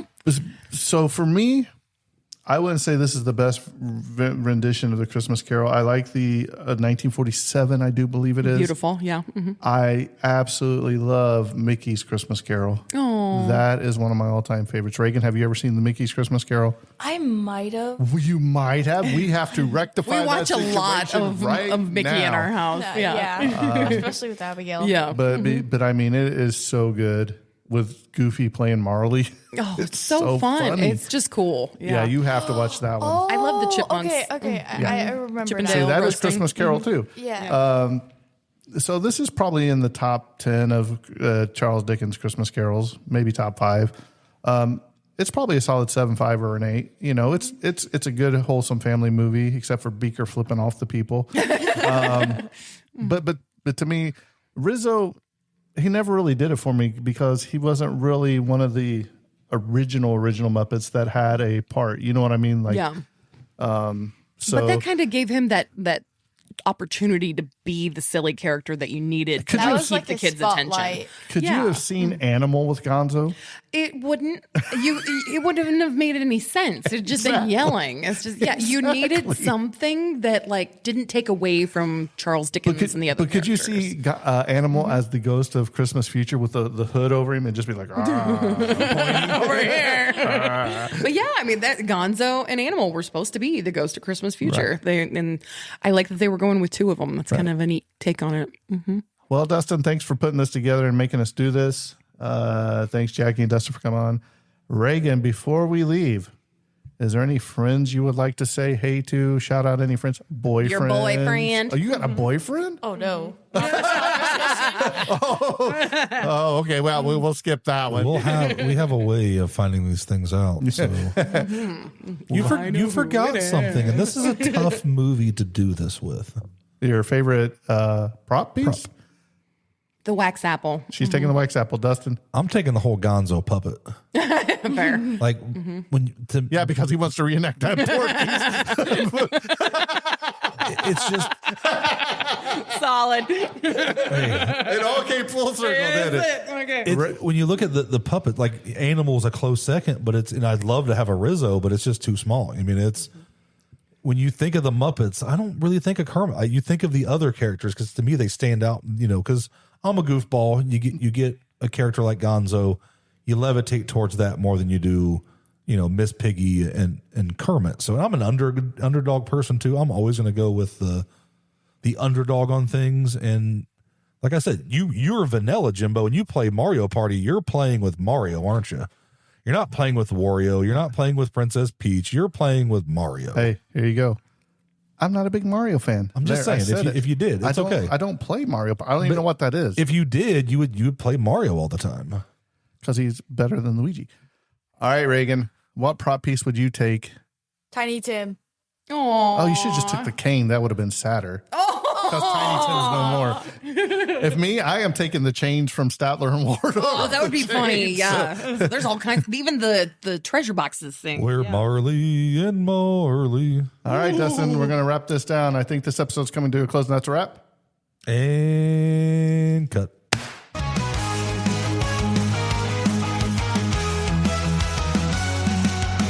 Tragedy of cinema, where memories shimmer. Join us as we toast to the tales we love the most. The tragedy of cinema, where memories shimmer. Join us as we toast to the tales we love the most. Those we love the most.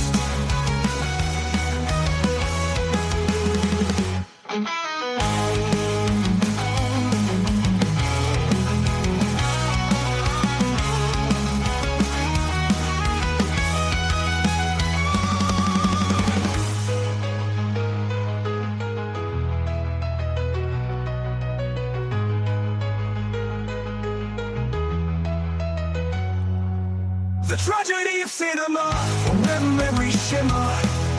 Join us as we toast to the tales we love the most. To the tales we love the most. The tragedy of cinema, when memories shimmer. Join us as we toast to the tales we love the most. To the tales we love the most. To the tales we love the most. Until next time, when me and Jackie take over this podcast and we talk about God blesses everyone.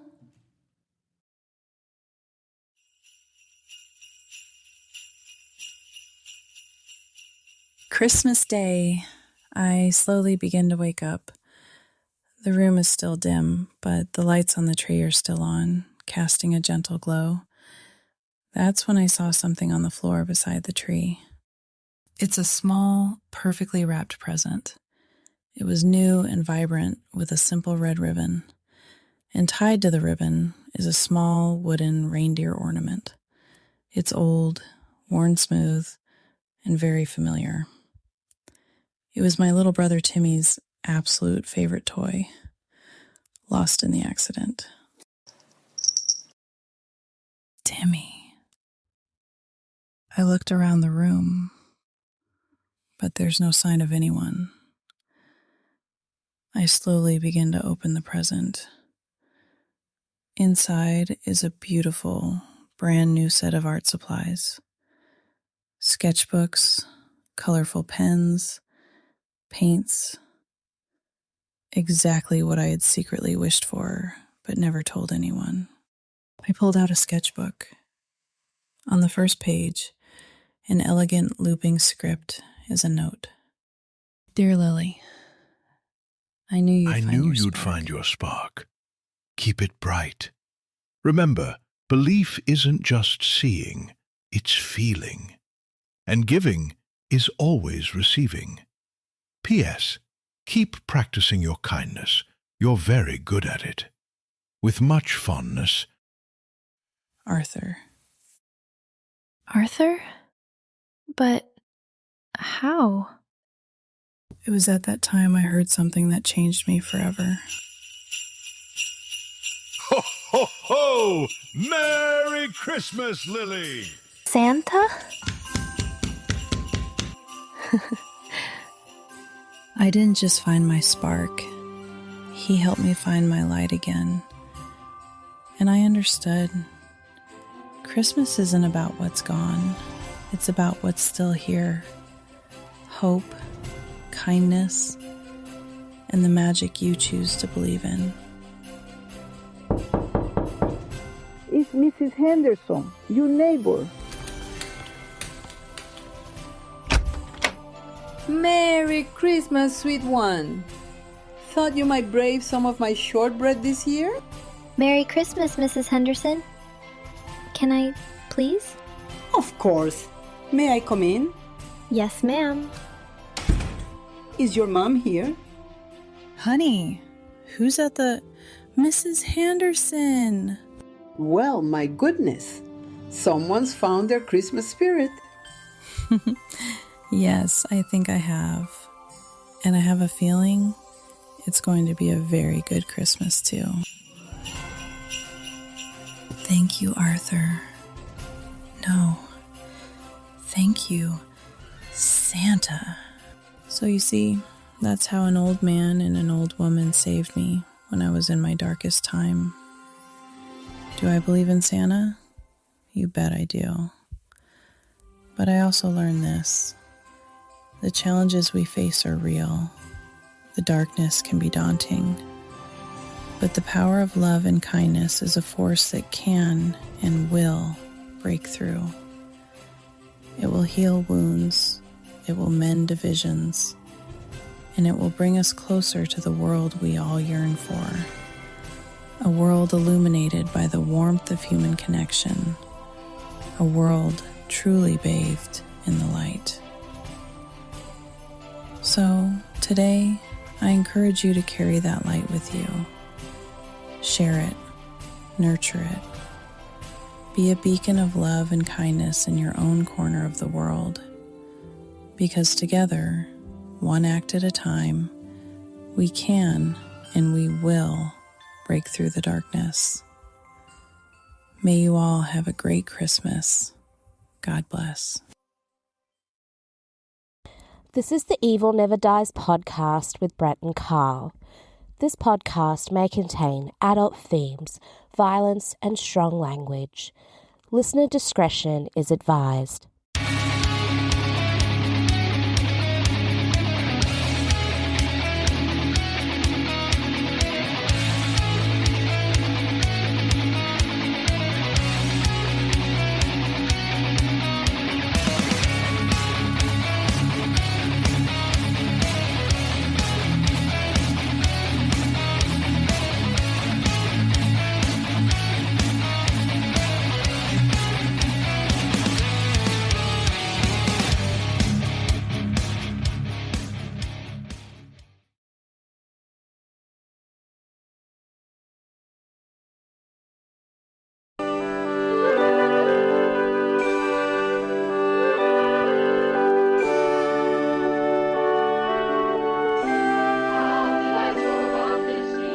Was the night before Christmas, when all through the house not a creature was stirring, not even a mouse.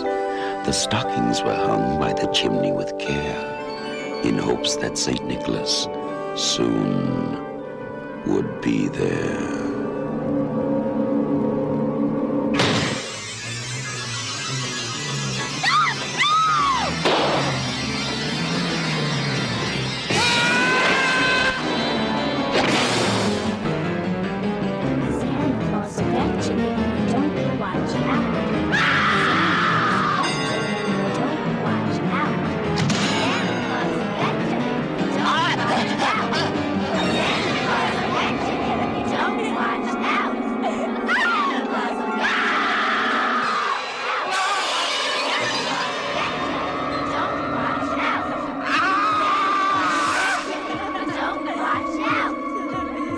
You've made it through Halloween. Now try and survive Christmas. Silent night. Deadly night.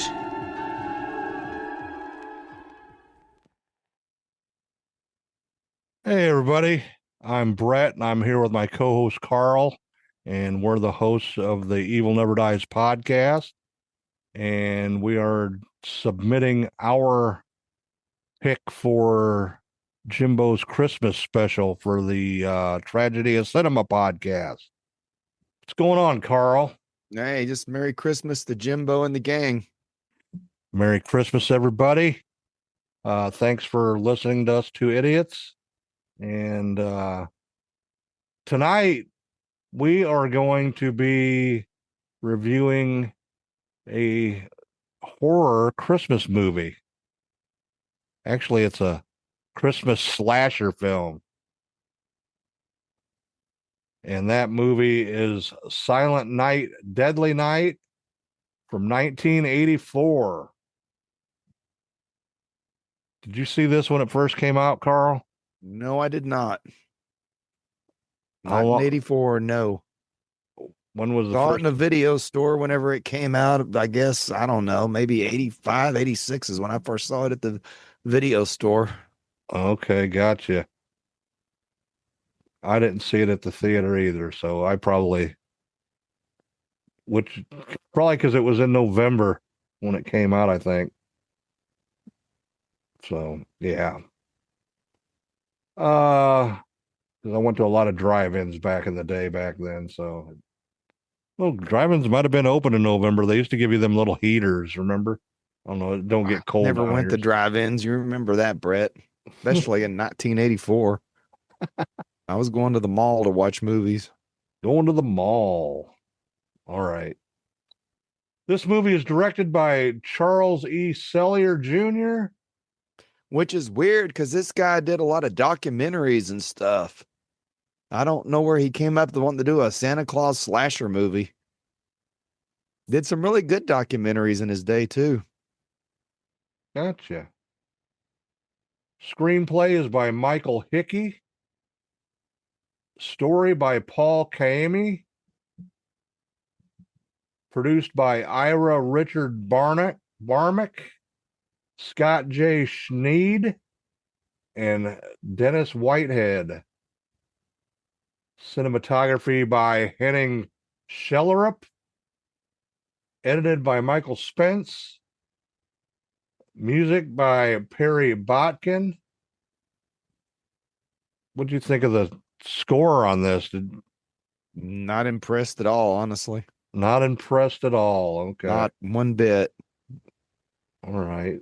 I didn't think it was that bad, actually. I think it fit the movie. It's for sure. unmemorable, and yeah, so I call it unmemorable. So if I don't remember it, it's not impressive to me. All right. Let's see here. Production company Sleigh Ride Productions Incorporated. Distributed by TriStar Pictures. It was released on November 9th, 1984, right before the holiday season. Has a running time of 82 minutes for the theatrical version and 85 minutes for the unrated version. Country of origin of the United States, English language, had a budget of $750,000. And it made $2.5 million at the box office in just 10 days. And we'll get into that a little bit later. All right, Carl, let's hear the plot for this movie. Well, it starts out this family's visiting their granddaddy or uncle or somebody who's supposedly in a coma or catatonic or whatever, and he wakes up and tells the kid that Santa Claus was gonna get him, gonna hurt him or kill him or something to that effect. I don't know. So as they're driving home, guess what happens? Some guy dressed like Santa Claus attacks him, shoots the daddy, and tries to rape the mother. So I think this guy and his kid and his brother end up later, and something happens with Santa Claus just mysteriously. So we finally get to the point where he's, I guess, 18, 19, working in a department store, and he witnesses another guy, I think, in a Santa Claus suit trying to hurt somebody. So they throw him the suit and said, "You're going to be Santa Claus. You know what to do, don't you?" Yeah, he knows what to do. And there you go. All these magic misfortunes turns this guy into a Santa Claus killer. Yeah. That's my plot of it. Do you have anything to add or disadd that I got wrong, Bubba? Well, he was in they went through when he was a kid after the parents were killed. He was in an orphanage with the nuns. They didn't treat him too well either. Yeah, after the parents were, yeah. What happened to the baby in the car? I have not. I think he's in part 2, actually. Oh yeah, okay. I believe so. I don't think I've seen it, so I don't know. All right, let's go over the cast here. First off, we got Robert Brian Wilson as Billy Chapman at age 18. Danny Wagner played 8-year-old Billy. So I was right. He was 18 when he became the Santa Claus killer. That's pretty remarkable that I remember that from all these years. Because I haven't done any research on this movie. I have to be totally honest. And you didn't go to YouTube and watch it? We'll get into that later, too. Jonathan Best as 5-year-old Billy. Alex Burton as Richard Ricky Chapman. Max Broadhead as 4-year-old Ricky. Melissa Best as Jonathan's real life sister as infant Ricky Chapman. Lillian Chauvin as Mother Superior. Gilmer McCormick as Sister Margaret. Tony Nero as Pamela. Britt Leach as Mr. Sims. Nancy Borganite as Miss Helen Randall. Linnea Quigley as Denise. Will Hare as Grandpa Chapman. Tara Buckman as Ellie Chapman. Jeff Hansen as Jim Chapman. Charles Deercup as Killer Santa, the criminal that killed the parents off. Don Shanks as Santa climbing in the window. I know him. And Judith Roberts as Mother Superior uncredited. And that is the cast of Silent Night, Deadly Night. All right, here. Let's see. What do we got? Did this thing win any awards? I don't think so. Maybe one of the Razzie, what do they call those awards? The Razzies? Yeah, for sucking. Oh, let's see here. This film was released by TriStar Pictures, opening in 398 theaters in the Midwest of the United States. In November 2013, it was announced that Fangoria, in association with Brainstorm Media and Screen Vision, would be releasing the film in theaters in the United States throughout December 2013. So they released it back into theaters, huh? Yeah, I remember that. I don't. Might have went and seen it if I would have knew. Oh, let's see here. You don't have the Blu-ray or DVD of this, No. do you? No. I'd never owned this on anything. That was a hard no. A hard no. I have never owned this on anything. I used to rent it from the B-Star Video. And I think I don't know. I've watched I know what. I think I actually did buy it. And it was one of the kids when they got older. It might have been Michaela, could have been Madison, wanted to watch this stupid thing. And we bought it cheap at Movie Trading Company, watched about part of it. They didn't like it. I took it back the next day and got my money back. So no, I don't own it. It is free on YouTube. That's right. Free on YouTube, unmonetized. So I don't know who the freak owns this movie, but it's free on YouTube. It's not on streaming anywhere that I can find. So I don't know either who owns the distribution rights, but if you want to watch this thing, it's on YouTube. Free. No commercial interruptions. Yep. That's how I watched it. Yeah. Because you searched and found it on there. I wouldn't have known. Oh, let's see here. Opening weekend, this film finished 8th, grossing $1,432,000. It outgrossed Wes Craven's landmark slasher, A Nightmare on Elm Street, which opened the same day. But it was only in It was in 235 fewer theaters, though. So before being pulled from theaters, 10 days later, it grossed 2.4 million. So, and you probably know why it got pulled, don't you, Carl? I guess because it's a Santa Claus killer. I don't know. Yes, people protested big time. Well, it was the 80s. They protested everything because they were stupid back then when it comes to movies. Now you can watch stuff on regular TV that's 50 times worse. So I guess we'll get into trivia and I'll talk a little bit more about that. The release of this film was picketed by angry parents who were not happy to see Santa Claus depicted as an axe murderer.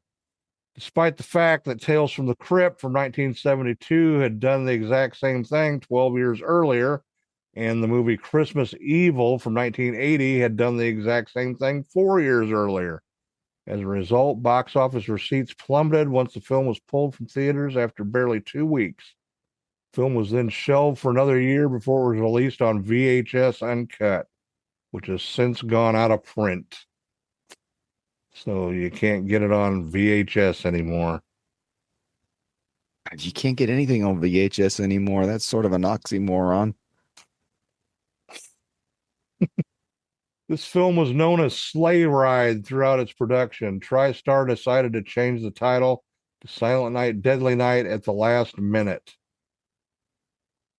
They did some crazy stuff back then. TriStar.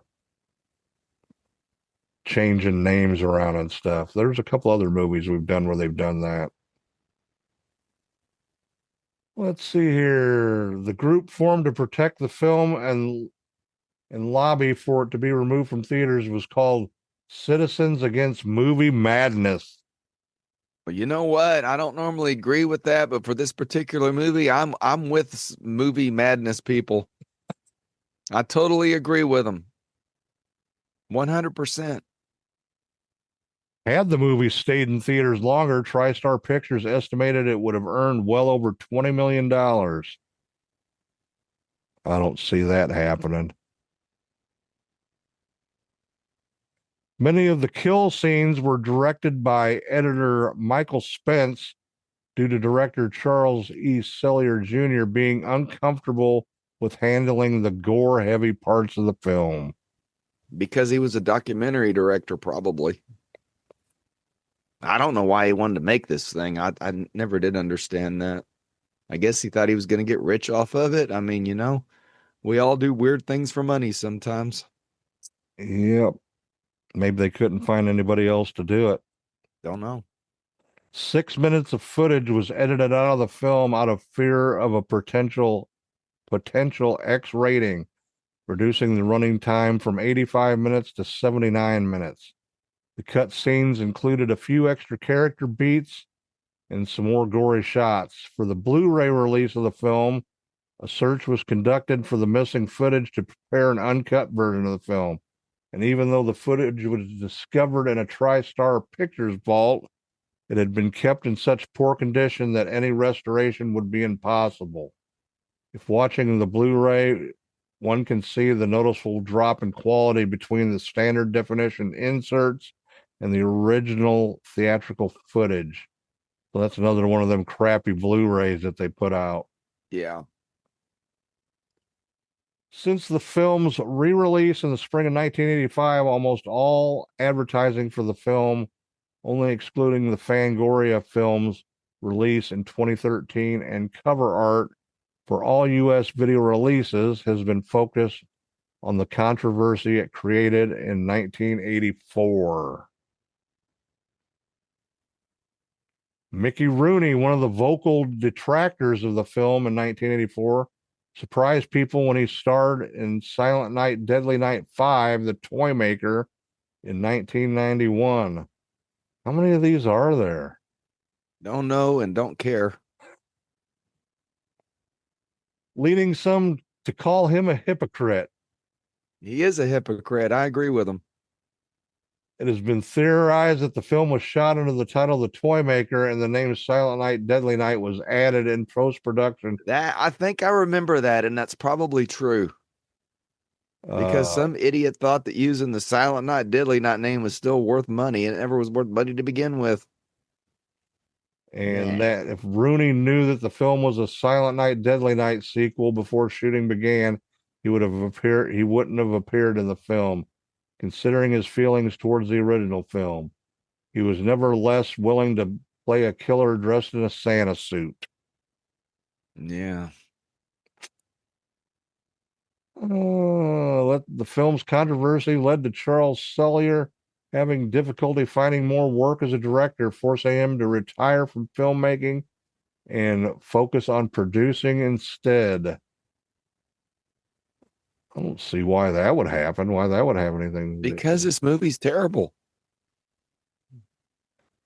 When asked during a 2015 interview about the protests surrounding the film when it came out, Linnea Quigley said, "Oh my God, I was shocked when my manager called me in Mexico where she was filming another movie and said that. I was like, are you kidding me? I mean, to me, that was just another horror film. I couldn't understand it at all." She had some shorts on in this movie, for sure. Almost too short. Graphic designer Bert Klieger created the infamous poster art of Santa going down the chimney with an axe. Phil Donahue dedicated an entire hour of his TV show to the controversy surrounding this film. That's funny. Phil Donahue. Let's see here. Composer Perry Botkin Jr. improvised most of the score while watching a work print copy of the film on Betamax. Afterward, he'd replay the tape with his work and add more layers and melody to polish it off. So he cheated on the score. Let's see here. The axe that gets embedded in the wall Linnea Quigley is leaning against was real. Okay. Much of this film was filmed in Heber City, Utah. The city has changed a lot since then, but the toy store is still there. Has been a dance studio, a hardware store, and is now a gym. I guess it was vacant when they filmed this there and they rented it out to make it a toy store. This film was planned for a limited release, but to open wider by Christmas. But protests, like we said, resulted in the film being pulled all together.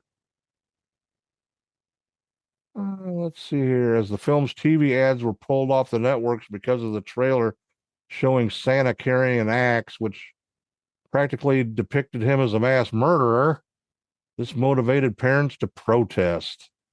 Lots of protests. They hated this film like Carl. Because this is a dumb piece of junk movie. That's all there is to it. It's just, it's terribly made. The storyline is stupid. The acting is terrible. There is nothing good about this movie, and there never has been. And I've had this same opinion since I first saw it in the 80s, and I continue to have it to this day. Actually, the sequel, part 2, is a better film than this one.